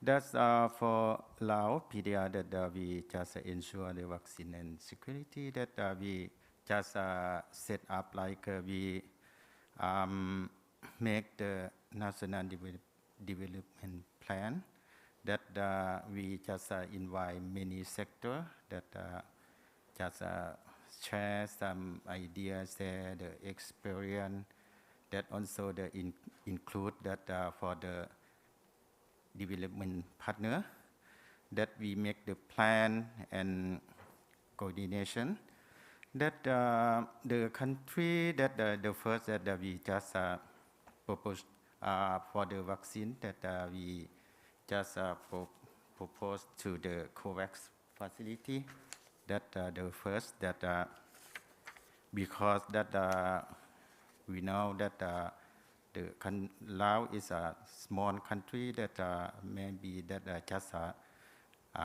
in that country that not middle income, that for the vaccine procurement, that we just through UNICEF, that for the assist this all of the vaccine, that for the COVID vaccine is just EUL from the WHO, that for the routine vaccine is be qualified by WHO also. That also that we will consider for the cold chain, because that why if that outbreak, that we should have like how much that the vaccine we need, that how much that total target population we need to immunize, that also include that what that the vaccine that the condition will store, that but the Laos is luckily because that we just request that from Gavi, that from CCOP, that the country actually that enough space of the vaccine store, but just a challenge that because that the vaccine is not that for the 2 to 8, but some vaccine is might not like community that allow minus 60 to 80 is a challenge, but that we just that the WHO is support that for the country, but not that enough that store, that but up to now that USCDC and also support for the ultra contain is enough. Also that we just also consider for the vaccine delivery is a strategy, because that what that we will that the delivery vaccine is also that what the kind of transportation that also in this time that the country just receive some support, like the Cambodia is give some refrigerator truck that also Gavi and also WHO now that for the vaccine delivery is quite good condition and the good quality, and also that include the supply, that supply chain equipment also that related, because that now that the country just we have some experience, because that we have the truck that we send by our team, and also that also we will consider for the human resource that are more important, because that when we have like a new vaccine, that we need to train that people how to use the vaccine, how to store, and etc. That and also that we just for the how many days we need to complete the mission of that vaccination session in this. There's all of this that include that more detail that we have like a national development plan that's based on that the country. Yes, thank you very much. Thank you for sharing also your perspectives. I think we can afford one question for the speakers or the presenters. I have a question for Dr. Sunate. Dr. Sunate, in your presentation, you mentioned that AVSSR was launched and enhanced in November 2019, right? So what are the challenges, or what were the challenges you have encountered, after the launch of this initiative? If starting from the 2019, and then we have the pandemic hit, that time, even we cannot have any face-to-face or a platform meeting, but we can connect through the virtual webinar meetings to share knowledge. However, the challenge is that during the pandemic, everyone are interested in vaccine, very enthusiastic work joining. And the challenge is for the next step that after the post-COVID, whether we still receive the similar momentum of the collaborating among the ASEAN member states to move forward our AVSSR together in which level. And as you may see that in the detail of the pillar that has been raised from all the member states, there are quite challenging in that aspect already. First, like human resource development. Second is about the data sharing that we try to address in some way with the social media or platform. But the third one is about the ASEAN concept of the pool procurement or the stockpiling. That is have to set up whether how could the framework could be setting up on that. So there are a lot of work to move on among the ASEAN member states together to reach that. Thank you, Dr. Sunate. And the last question for Dr. Josephine. I've seen in your presentation that you are part of this mRNA tech transfer, right, under the auspice of WHO. May I ask you briefly the status of this project for Indonesia, the mRNA technology transfer? Okay, thank you. So Indonesia has a mission to build its capacity to produce mRNA platform, learn from unfavorable lesson that learned from vaccination in pandemic times. We are progressing in mastering the capacity which take into approach multilateral and bilateral. In multilateral approach, we work together with WHO, where Indonesia has appointed that I already present before. And now our team from our biopharma, our manufacturer, had come to Afrigen to learn the technology. These approaches is still challenging and need further work with the Afrigen and WHO.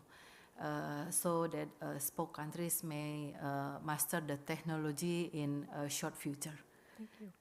Thank you very much. I think we can close this very first session on vaccine security, and I would like to thank the speakers and the panelists for sharing their thoughts, experience, and lessons learned going through COVID-19. And to close the session, I just would like to mention that from IVI standpoint, IVI partners with qualified vaccine manufacturers from developing countries or in LMSCs and transfers our know-how and technology to our partners so they can lead the vaccine development process. IVI also helps manufacturers navigate through the regulatory pathway to somehow help them get the vaccines authorized, reviewed and authorized by the regulatory bodies. And building up capacity for vaccine manufacturing, we all know this is a complex endeavor that requires technical support, training, coaching, and mentoring, in addition to financial infrastructure, technology investment. So IVI is really committed to supporting our development partners every step of the way. Thank you for your attention.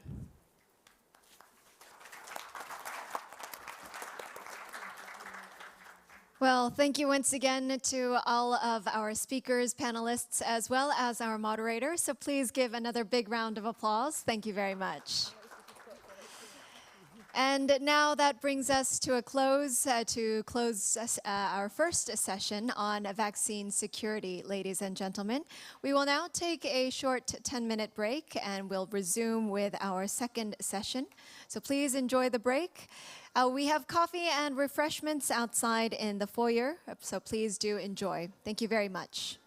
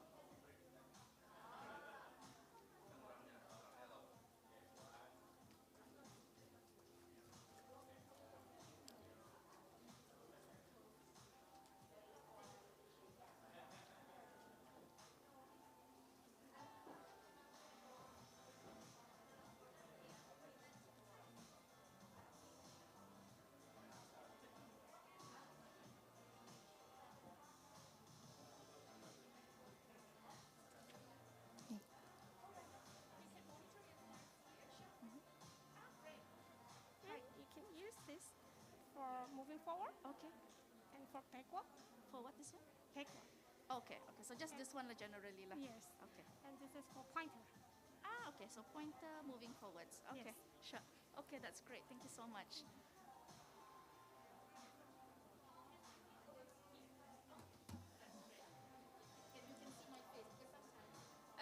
Yes, and just remember to move the gooseneck a little bit down. All right.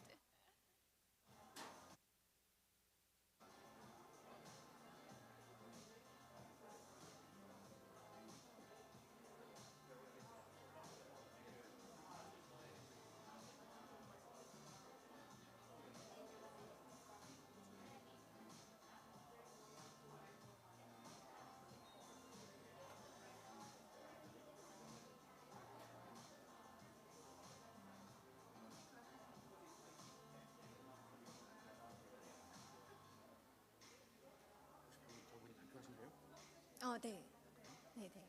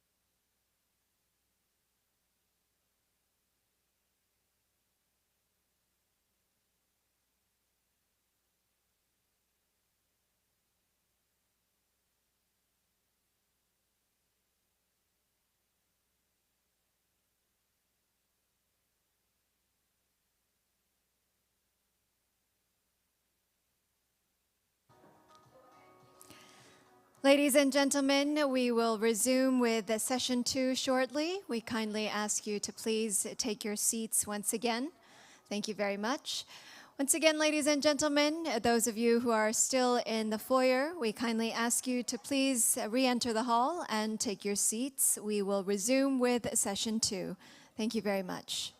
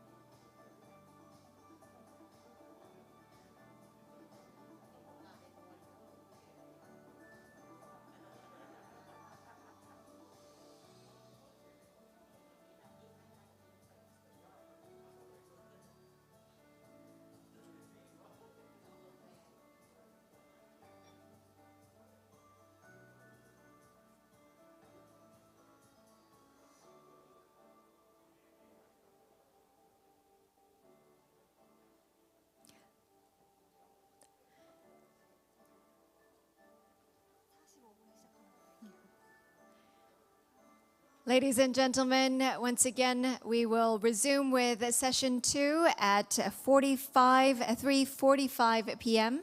We kindly would like to ask you to please enter the hall and take your seats. Thank you very much for your cooperation. Once again, ladies and gentlemen, we will resume with session 2 at 3:45 p.m. We kindly ask you to please enter the hall and take your seats. Thank you very much.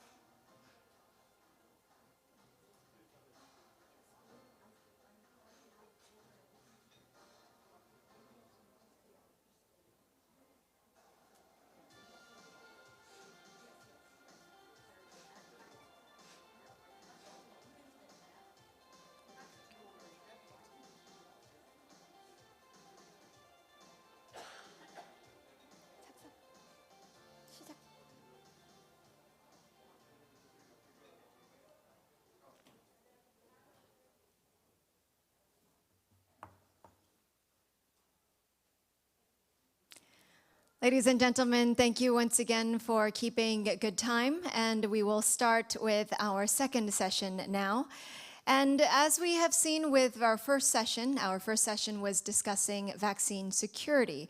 We will now move on to the topic of vaccine partnerships in the Indo-Pacific region.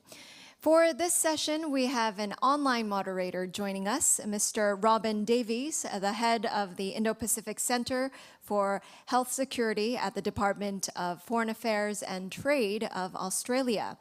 He will be our moderator for this session. So, Mr. Davies, I believe that you are joining us online. If you can hear me, please take the floor. Yes, and can I just briefly test the sound, please? Yes, we can hear you loud and clear. Thank you very much. Perfect. Apologies that I could not be there in person. I was actually fortunate to be in Korea last week, representing Australia for the GHSA ministerial meeting, but could not stay on. Look, I'd just like to begin with a few reflections from an individual perspective on the topic of vaccine partnerships in the Indo-Pacific region.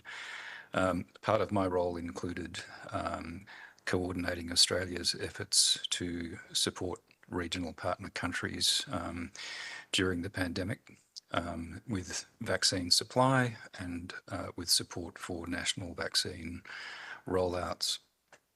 And it was a very intense process, and I think it really brought out the best in some of our international relations in the region. And there were really three elements to this. There was the work that was undertaken both before and during the pandemic on research and development for vaccines for WHO blueprint diseases in general, but then specifically for COVID-19. And I have to say, Australia made a small investment in CEPI back in about early 2018. And that was a bit of a step for us, because up until that time, we had been quite conservatively investing only in research and development for drugs for neglected diseases on the basis that vaccine development was an extremely risky and expensive business. But we were impressed by CEPI's business model, and we made a relatively small investment pre-pandemic. And of course, CEPI suddenly became a household name and absolutely central to the global pandemic response and to the formation of COVAX and so forth. And like many other countries, we then further invested in CEPI. Not only did that lead to the development of some globally important products, but as Dr. Godal said at the beginning, CEPI has a range of important investments and research relationships right across our region, including Australia itself, but in many of the countries who are represented here today, pretty much all of the Southeast Asian countries. So that experience of high risk but very creative, innovative research and development was, I have to say, extremely impressive, and I don't think anybody could have foreseen the speed with which COVID vaccines were developed and the central role that CEPI came to play. It was an idea well ahead of its time. Secondly, we were involved in many partnerships relating to vaccine supply. Once COVID vaccines became available under emergency authorizations, a number of things happened. First, of course, there was a group of countries, including Australia, Thailand, Brunei, New Zealand, others, Singapore, who were neither going to be eligible for support through COVAX as low and middle income countries, but nor did we have domestic manufacturing capabilities or the buying capability of many larger countries. And so that group of middle-sized countries came together, coalesced around the COVAX facility as self-financing countries, and worked, I think, very productively together to try and shape the whole concept of COVAX so that it benefited, above all, low and middle income countries, but was also built to assist countries that didn't have that buying power and didn't have that domestic vaccine manufacturing capability. So that was a very, I think, successful experience. Then when vaccines became slowly available in relatively small quantities, there was quite a lot of vaccine sharing among countries who were at different stages of need, often vaccine swaps. And again, it was fascinating to see how quickly and effectively those arrangements were negotiated in the face of enormous legal complexities. And I think we all remember how complex it was dealing with pharmaceutical companies and lawyers in those times. And then the last piece around vaccine supply related to, when vaccines became available in larger quantities, both through COVAX and through bilateral dose sharing, there was an important job to be done in ensuring that there was no undersupply or oversupply of vaccines in aggregate. And we certainly played a role, particularly in relation to the Pacific Island countries, in ensuring that vaccines from all sources went to where they were needed and were not oversupplied in some cases. And I think countries in Southeast Asia also worked effectively together in the same way. So that's the vaccine supply piece. And then finally, on support for national vaccine rollouts, this is where I think partnerships within the region were particularly effective. Many countries came together to support national vaccine rollouts through bilateral assistance or through WHO or UNICEF in a way that addressed issues of vaccine confidence, ensured that vaccines reached the last mile, so to speak, vulnerable and remote communities as far as possible. I don't want to pretend that there has been complete success in that regard by any. Also to ensure that some of the very complicated regulatory barriers were overcome. Certainly Australia did everything it could to ensure that our own national regulator was able to play a role in supporting its counterpart regulatory agencies across Southeast Asia especially, and to play a wider role in partnership with the Asian Development Bank to support national regulators on an even broader stage. And then, of course, once vaccines have been delivered, there's a whole raft of further issues around pharmacovigilance, monitoring adverse events following immunisation, supporting insurance arrangements. So all of that was really complex, and I think everybody involved in providing external support to countries in our region in all of those areas was able to work together very effectively in a range of forums. Finally, everyone is aware of the newly formed ASEAN Centre for Public Health Emergencies and Emerging Diseases, and I just want to flag our commitment to ensuring that regional mechanism is able to establish effectively and play its role in preventing future epidemics and pandemics in the region and supporting countries with surveillance and response. To our mind, it's an important new regional body, and in fact Australia itself is now in the process of establishing a national centre for disease control for the first time, and I would see scope for Australia's CDC in future to provide support for that regional body. So I'll close there, and just finally I do want to thank our co-hosts, the Government of Korea, the Government of the United States, for giving us this opportunity. It's an important time to reflect given where we are in the pandemic. And our countries seem to work very closely together in this area in several forums. We share a constituency at Gavi, the Vaccine Alliance. Korea and Australia share a constituency in the new board of the Pandemic Fund, and of course we both work very closely with the United States government in that context as well, so it seems fitting that we are co-hosting this event. So that's all I'll say by way of introductory remarks. Now, the structure of our session is similar to the previous one. We have two presenters and then a group of panelists. I'd like to start by inviting our first presenter, Dr. Riyamaza Natali Haji Momin from Brunei, to present on underscoring cooperation during the COVID-19 pandemic. Over to you.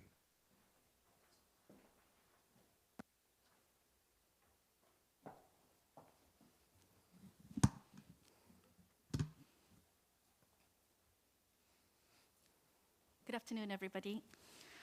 Dr. Godal, Excellencies, respected colleagues, ladies and gentlemen. First of all, I'd like to express my gratitude to our co-hosts for today's forum. And I'm very happy to be given the opportunity to speak today among such eminent speakers from around the region. So today, I've been given the opportunity to talk about vaccine cooperation. And my title of the talk today is Underscoring Cooperation During the COVID-19 Pandemic. Really a narrative of Brunei Darussalam's experience and perspective. Just a very quick slide about my insight. I'm an infectious diseases consultant with some administrative experience. I served under the Ministry of Health specifically during COVID in a technical and a clinical liaison capacity, including risk communication. And I'm also a member of the Technical COVID-19 Vaccine Committee. So we know cooperation is multifaceted. It's been said time and time again. It requires not looking just outwards, but looking within ourselves as countries, as nations, in the face of a pandemic with what at the time was a novel pathogen.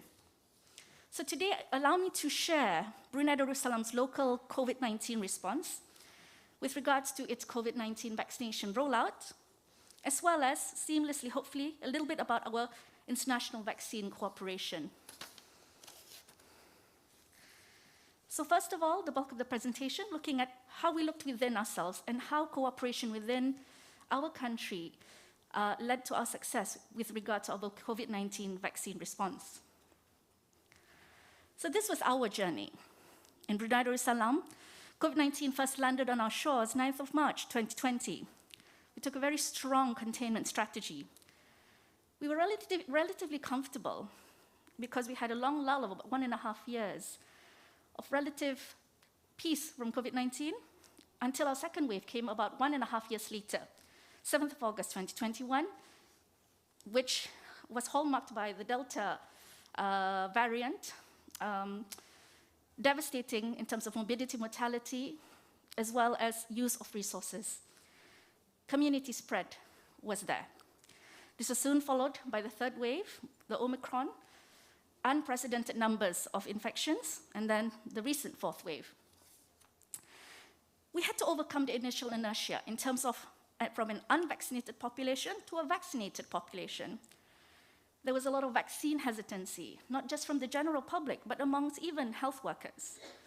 And very much it seemingly seemed like there was a lot of a watch and wait approach. We also faced certain limitations. You know, we knew we had to get vaccines. Some of the sort of shortcomings were issues with procurement and the flexibility of financial processes. But nevertheless, we pressed on. We knew that vaccination was absolutely essential as the public health measure in terms of curtailing the COVID-19 pandemic.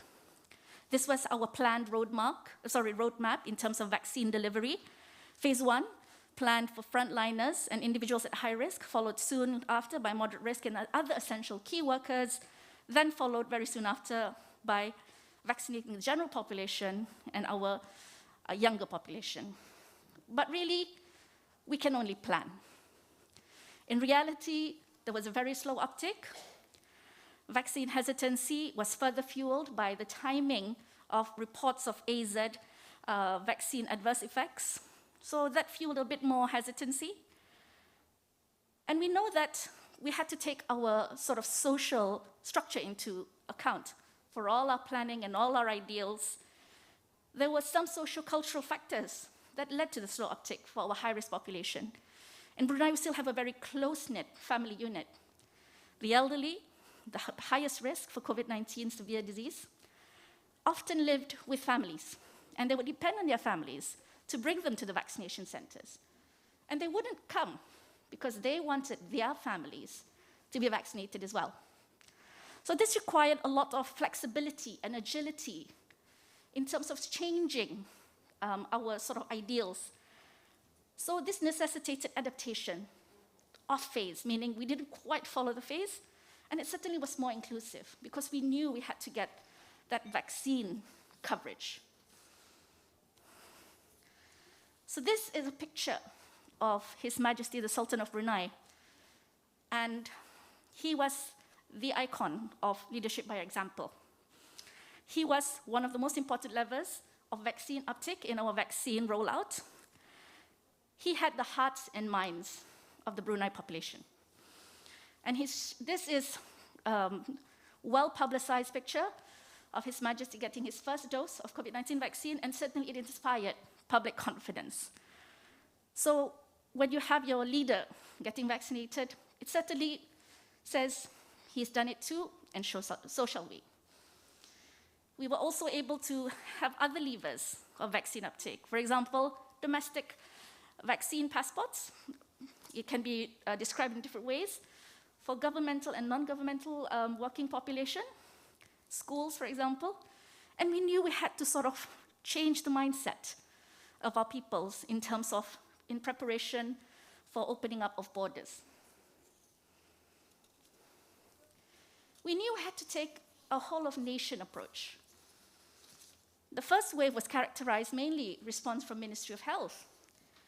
But we knew when community spread happened, we could not do it alone. This required everyone to chip in, not just for the COVID-19 response, but especially for the vaccination rollout. We had all different ministries.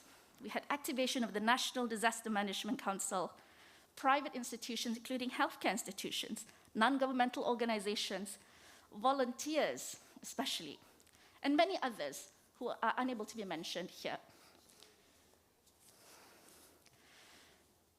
So this pandemic really opened up doors. So we have a saying in our language where I guess you can say where there's a will, there's a way. When you face crisis, a lot of doors open, and that is humanity. We leveraged on digital innovation. Initially, it was developed for pandemic management and improve access to care. So this was an application developed by MOH. It was helped for contact tracing, isolation, and quarantine management. And soon after, its scope was actually expanded in terms of management of COVID-19 vaccination rollout. This is just several examples of the Bru Health application on the mobile phone, where on the leftmost, you could, with a click of a button, you can book your vaccination appointments, hopefully at a place and time which is convenient to you.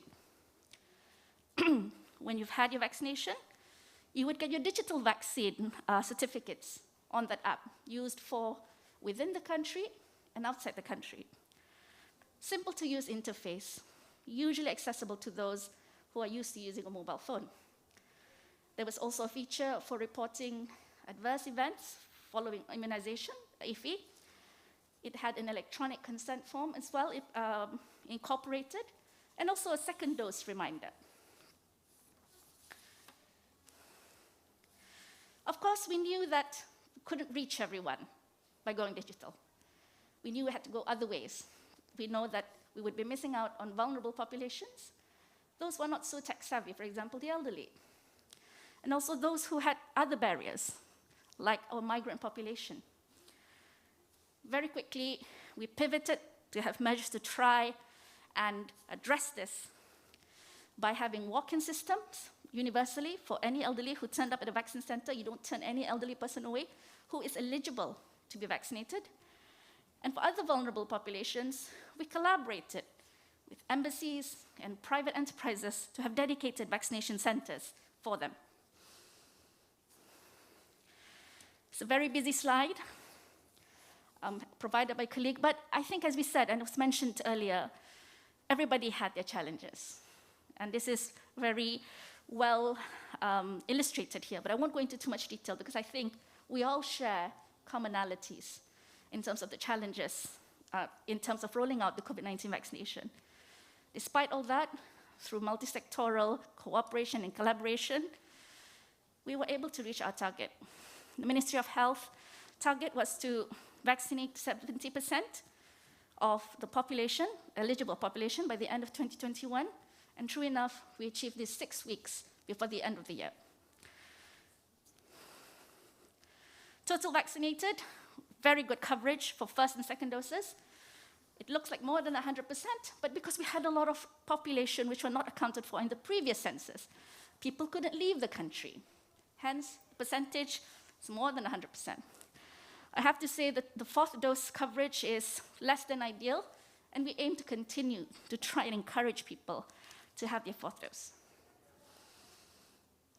So the hallmarks and the core strengths of Brunei's COVID-19 rollout, vaccination rollout, was characterized by cooperation and collaboration across sectors, across organizations, strong volunteer support.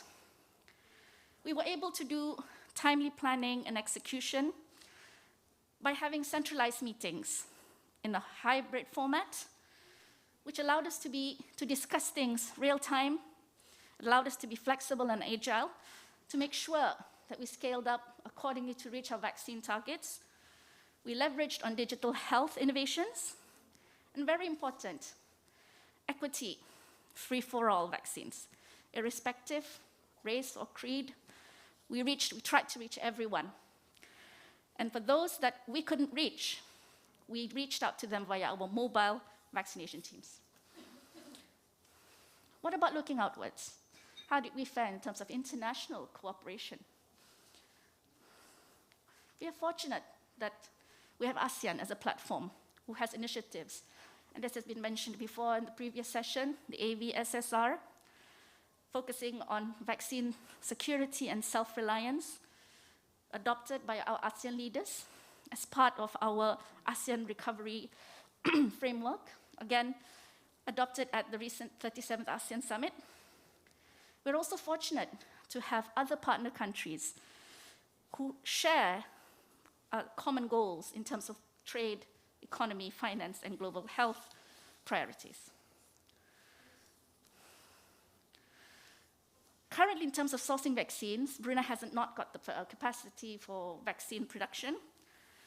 And like a lot of countries in the region and beyond, we are left to sourcing vaccines. And in Brunei, COVID-19 vaccines are procured by the Ministry of Health. And this has been gratefully facilitated by partner ministries, such as the Ministry of Finance and Economy and the Ministry of Foreign Affairs. And as Mr. Davis had mentioned earlier, our size is our limitation in terms of direct procurement. So bilateral and multilateral cooperation has facilitated our access to COVID-19 vaccines from ASEAN member states. And there was a real show of goodwill from other partner countries during a time of need where vaccine supplies were really low. For example, from Singapore, China, Australia, and Japan, and we are very thankful.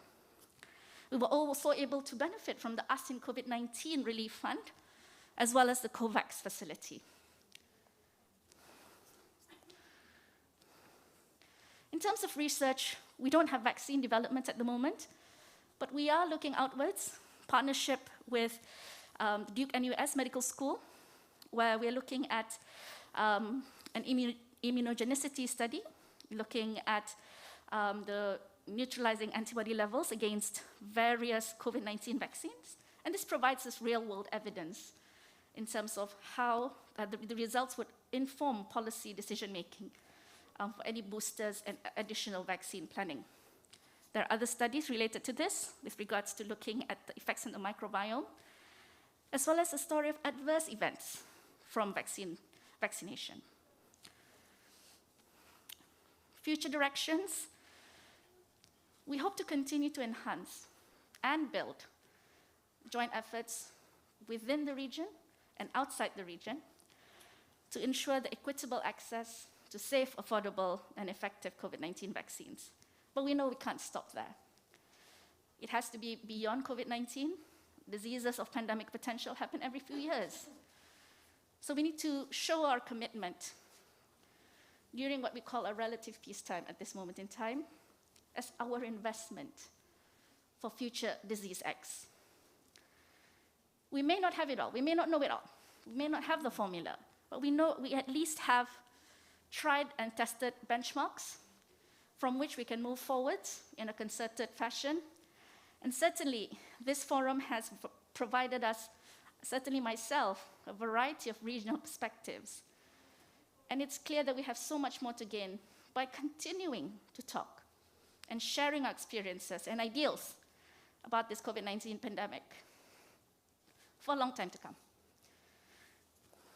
I'd like to thank and acknowledge certain colleagues in true spirit of cooperation who helped me prepare for this forum. And I'd like to thank you for allowing me to speak today.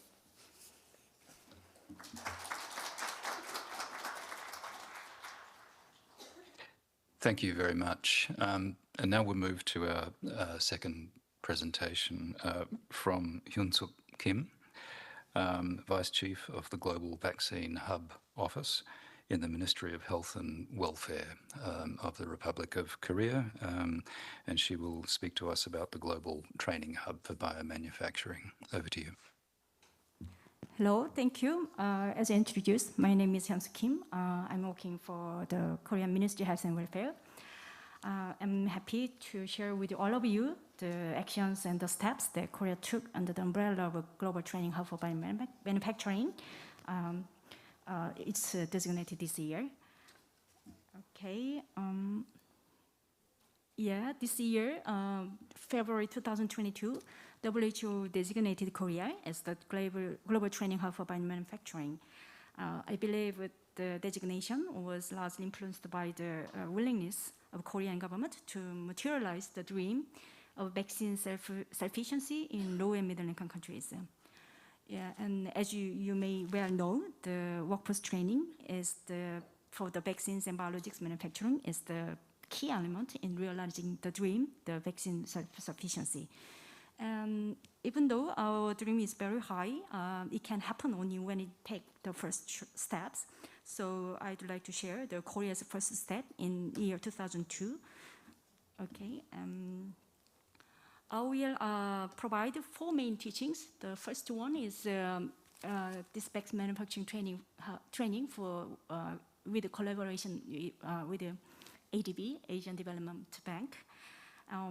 This course has already started last June and last September twice. It's an identical course, but different people.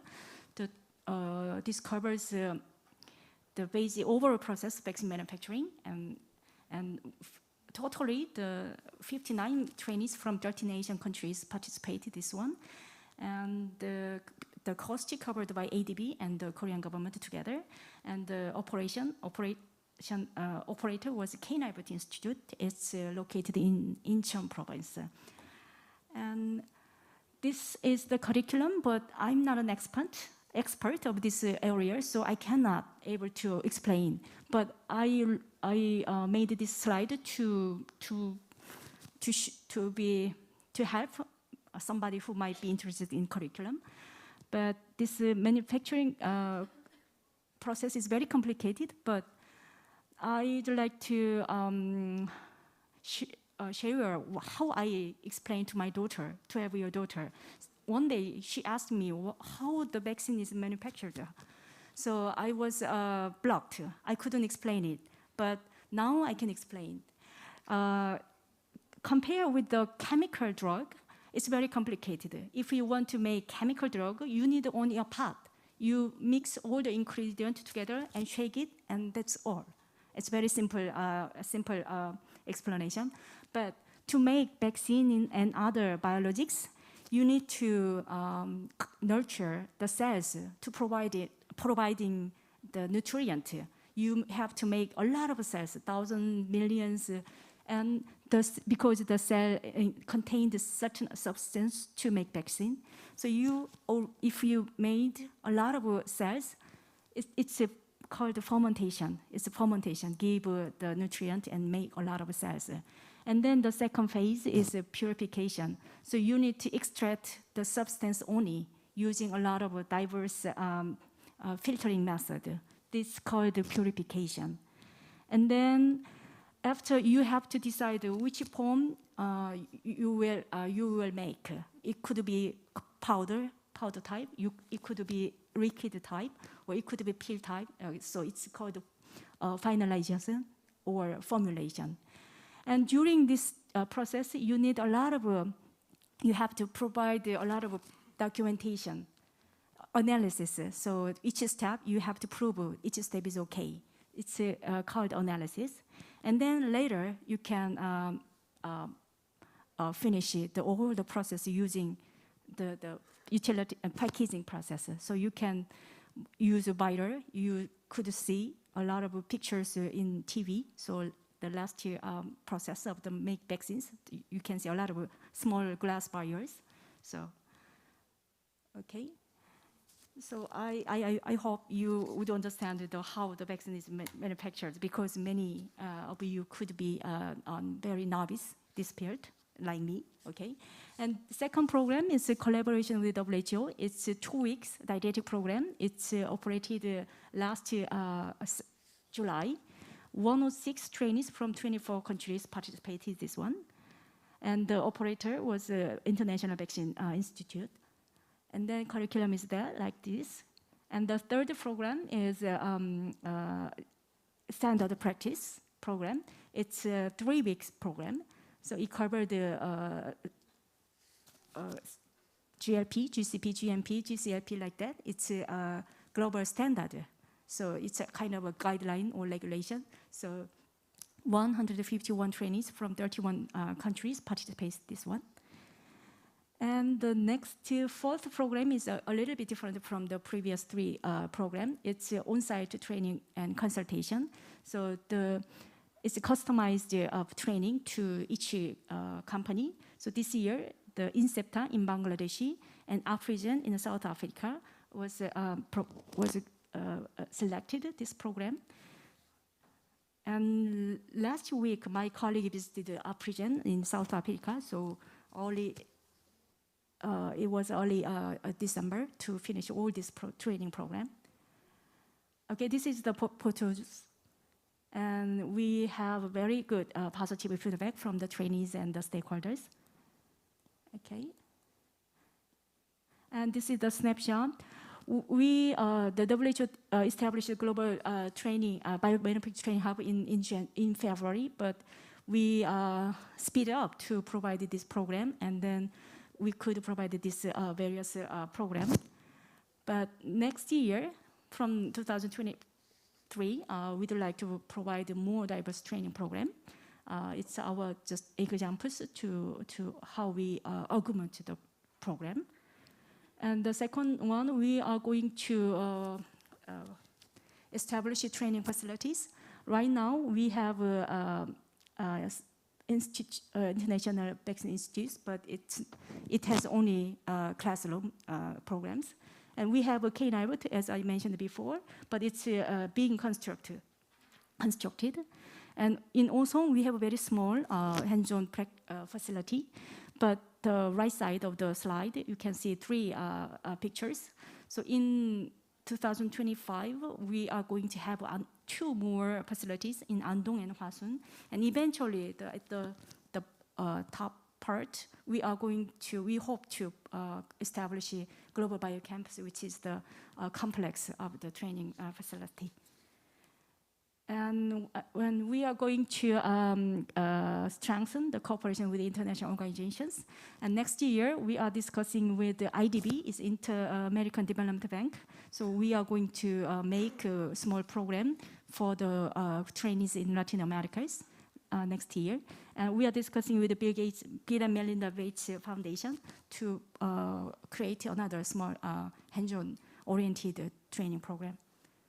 Okay, that's all. I hope our hub can contribute to the self-sufficiency in the many countries. Thank you.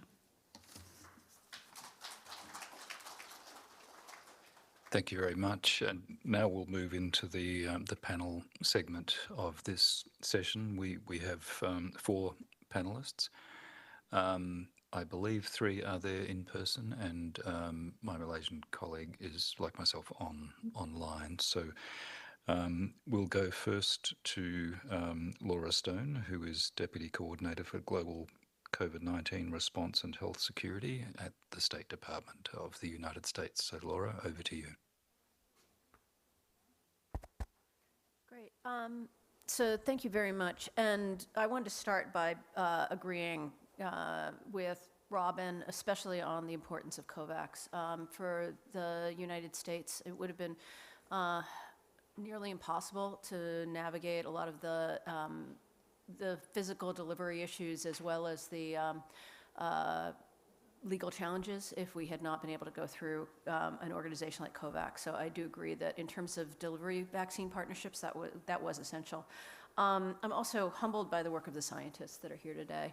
You know, the technical work that's being done in terms of vaccine partnerships, but also vaccine development is really quite impressive.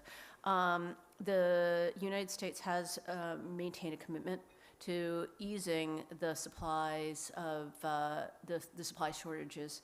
And we do value the partnerships that we've had to establish to do that.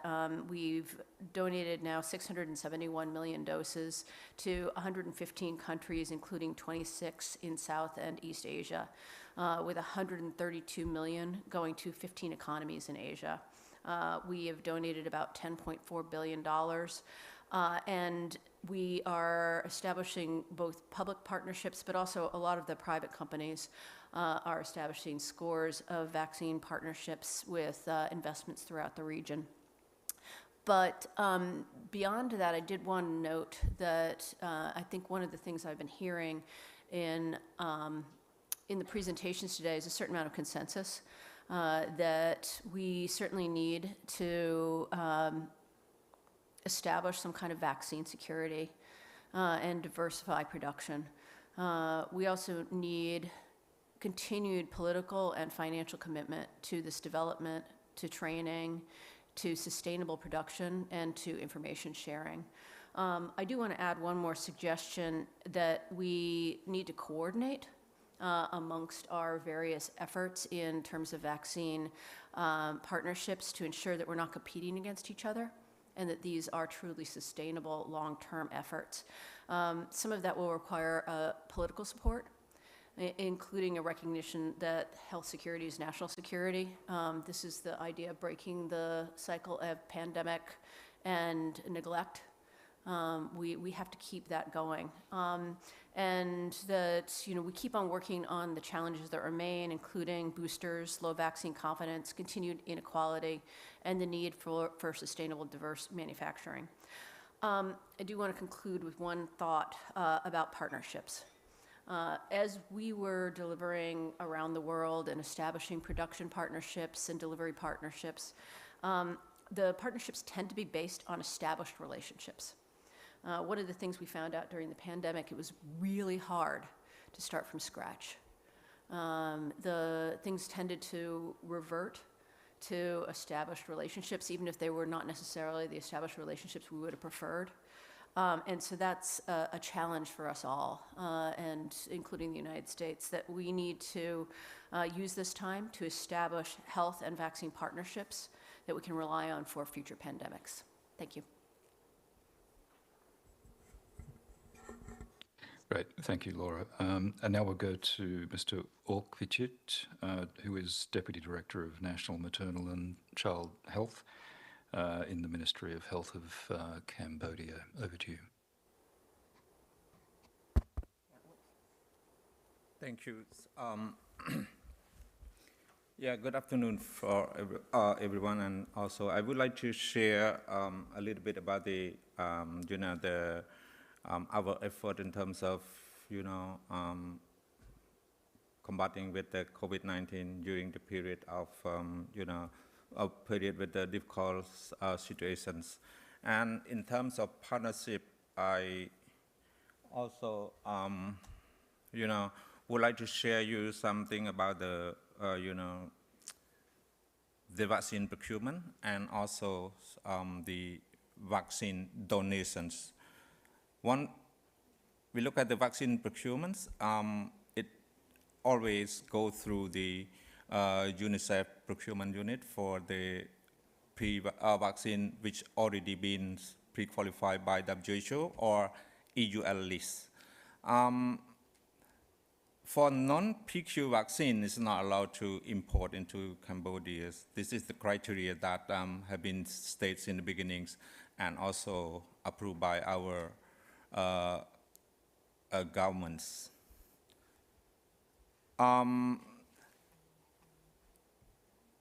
Related to the partnership with the other donors and also the other countries, we also have, the relationship and communication with some other country, and also discuss with, some others country, because our government also invite all embassies in country and also provide the communications, communicate with them and also share them about our needs in terms of COVID vaccine and during dance. And the final result, we found that we also have the vaccine support through the multilateral as well as the bilateral donations, and also the vaccine also procured through our governments using the national budgets. That we can see that it's more than half of the total vaccine received in Cambodia is received through the using these national budgets. And for the others vaccines donation, we also see that also another big portion is also the Chinese donation also, and the others, it's like a bilateral or multilateral. Multilateral is through the COVAX facilities, because Cambodia is also the COVAX facility AMC participants, and also some other country also provide as a pool, in the pools as the COVAX AMC donors. And I would like to share one thing, that when we found that we are very successful with our combating with COVID. It seems right now the situation is stable, but I just share you one thing, that since the beginning of COVID global pandemics, our government also announced to the Ministry of Health that should not forget routine vaccinations. So that's why in early 2020, we can see that the interim guideline on integration, I'm sorry, it's typo errors, integration of routine and COVID vaccination. It means that every vaccination site should have both vaccine, not just routine, not just COVID vaccines. And then we can see that even though the team go to the provide the outreach services at the community, they have to involve in terms of messages at the beginnings, how to prevent. It means 3 do's, 3 don'ts, and also encourage community to come to the health facility for receiving COVID vaccinations, because at the beginning we are at the stage of uncertainties in terms of safety or something like that. So at the vaccination site, we have many health officers to provide vaccinations, and then we starting from the pre-screening or something like that. I think you may aware about these situations, but after that, we also decide that because we found that the safety, it seemed not a problem, then we try to integrate step by step for the nearby services delivery. And until now, we can see that the COVID vaccination is fully integrated with the routine vaccination everywhere, because we also focus on improving the equities in terms of COVID vaccinations deliveries. At the beginnings, only the people living in the nearby or in the cities, they are able to receive COVID vaccines. And the people living in the remote and hard-to-reach community, they stay with, unstable in their mind because they don't know that when it's going to happen with those community. They stay very far and they're not able to come to the health facility for vaccinations because of some of them, it seems, feel difficult for, provide some transport cost, something like that. Now, vaccines come to their communities, door-to-door vaccinations, along with the routine vaccinations. So it seems okay. In terms of routines, as I mentioned earlier, that because of we have the interim guideline, and we did not forget the routine vaccination. So we can see that the routine vaccination is keep with high coverage compared to the year 2020 and 2021. We can see that there's no discrepancy, but just only 2 vaccines. We can see BCG vaccine, it can be 5% decline, and also compared to the year 2020. And also we also see that the measles vaccine also 5% decline compared to the year 2020 because of this is not a matter related to the people is not receive vaccine or our team is not going to the community to provide. The issue is related to the not regular flight schedule. So we face a shortage of 2 vaccines for a while. That's why you can see something like that.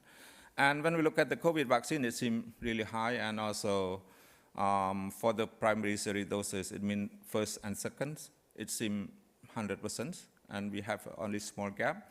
And for the first booster, we still have some gap around 3 million, but we are now on the process of providing every day. And the 4th dose and also the 5th dose also, we have a big gap. But I think that because of the situation of the COVID right now, it seems it's not so severe, and people is, at the men's side is not really, interested in receiving the next dose. This is a picture to share you that our activity everywhere, routine and COVID vaccine go together for providing to the community. So thank you for your attention. I would like to appreciate for your comments if needed. Thank you. Thank you very much. Now we'll go to our next speaker from Malaysia, Mr. Muhammad Nasrul bin Muhammad Noor, who is Senior Principal Assistant Director of the National Pharmaceutical Regulatory Agency in Malaysia.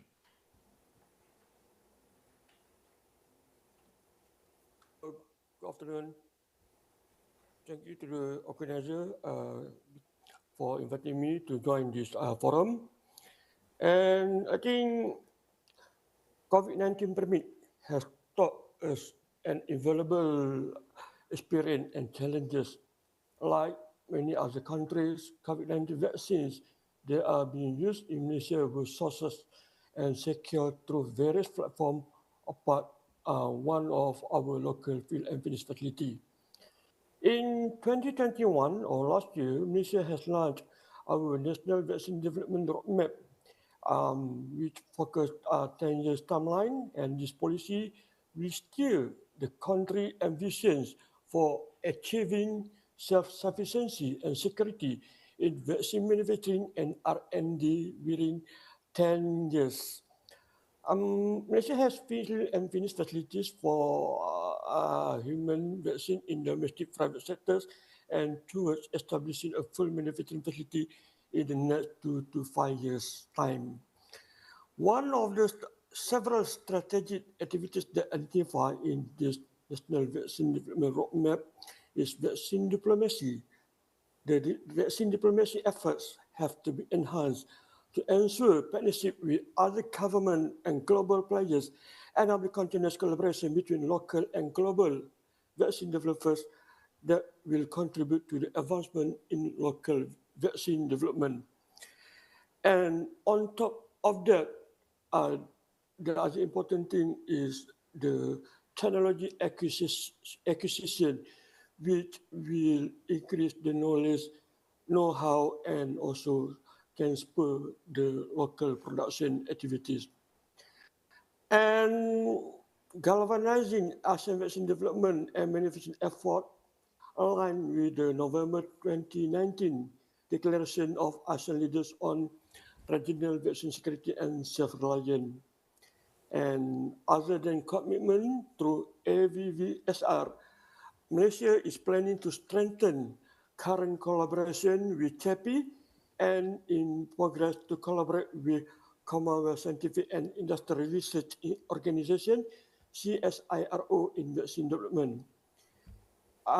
In terms of training and competency in vaccine research, we have participated also in Global Manufacturing Training Hub under WHO at Korea in July 2022, and also Vaccine Development Training Program at Center for Vaccine Development, Baylor College of Medicine, Texas, USA, in September to October this year. That's all from me. Thank you very much. And our final panelist is Dr. Benjamin Seet, who's the Deputy Group Chief Executive Officer for Education and Research in the National Healthcare Group of Singapore. Okay, thank you. First of all, my thanks to the organizers for inviting me to speak at this important meeting. My job actually relates to healthcare provision for part of Singapore. But since the start of COVID, I have been actually involved in multiple COVID vaccine-related initiatives. And I can actually define what I did very much in terms of what Singapore went through.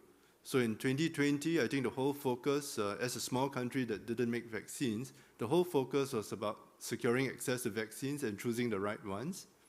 In 2021, it was about rolling vaccines to the whole population, starting with the vulnerable, and then essentially to the rest of the population. In 2022, like every other country, we were addressing questions relating to boosters, new variants. And I think as we reach the end of 2022 and have some form of ability to live with the COVID vaccine, we are looking, like many of the other countries here, at the longer term sustainability, resilience to future pandemics. I have one slide to share. So I only have one slide here. This is a program that was launched just last month. It's called Prepare. And essentially it's a program, it's an R&D program that's funded by the Singapore government to try to look at different facets of areas where we felt that we could benefit from further partnerships as well as further R&D, both within Singapore as well as in the region. So starting from the top, it's a pentagon. It is about trying to use the available data that we have to actually understand the effect of the virus or a new virus X as it affects our population. So a lot on behavioral modeling, epidemiological modeling, to understand how a virus behaves in a country. The second part, in terms of environmental transmission, I think this was something that had a lot of controversy in the early days of the COVID pandemic, whether we need to wear masks, how it transmitted.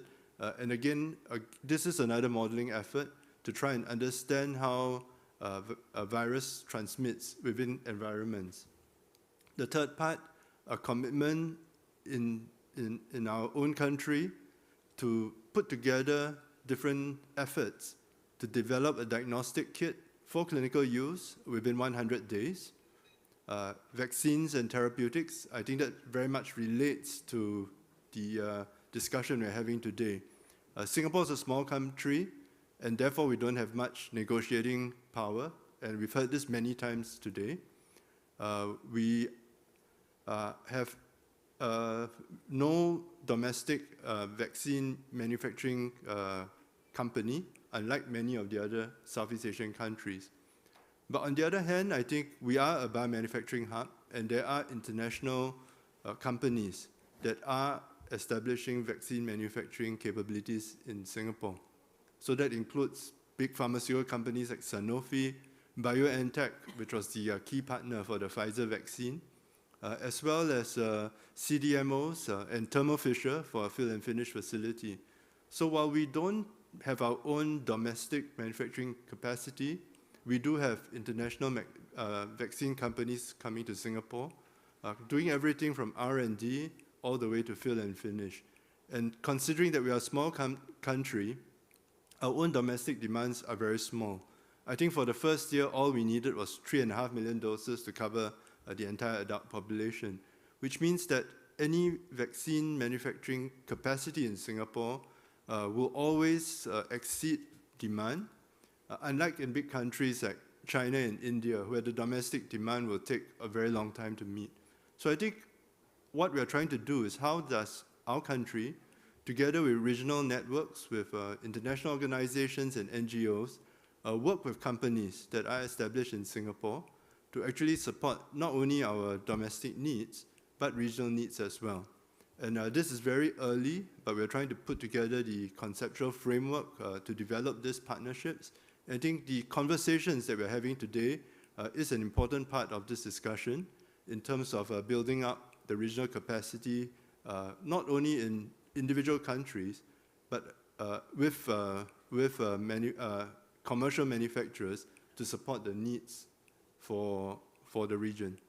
So this is just a very broad conceptual framework, and I'm going to end my presentation here. Thank you, Dr. Seep. Now, I think we have just enough time for one or two questions. Given my location, I will need to pass back to the MC to identify those questions, so I will do that now. From the floor. Do we have any questions from the floor? If you do, please raise your hand and we will deliver a microphone to you.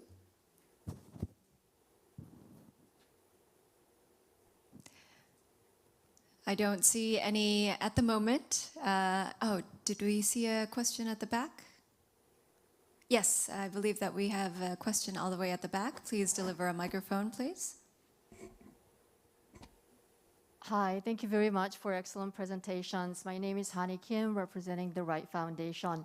My question to the panel, not directed to anyone specific, is whether there is an ongoing effort or conversation about coordinating the regional level manufacturing capacity. And I say that carefully because I think all of us are aware that having every nation being able to manufacture vaccines doesn't really serve the overall goal of promoting the health equity in the region in a sustainable manner. So I wonder if I could hear from the panelists whether there's some conversations about how we can set up a cooperation so that on one hand, we build up the capability at the regional level for manufacturing, but in a sustainable manner.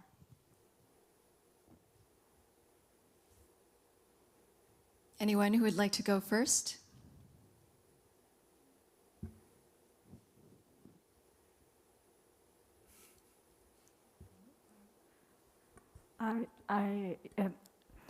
The Hani Kim's the question reminds me of the Malaysia is one of the spoke of the mRNA technology transfer hub.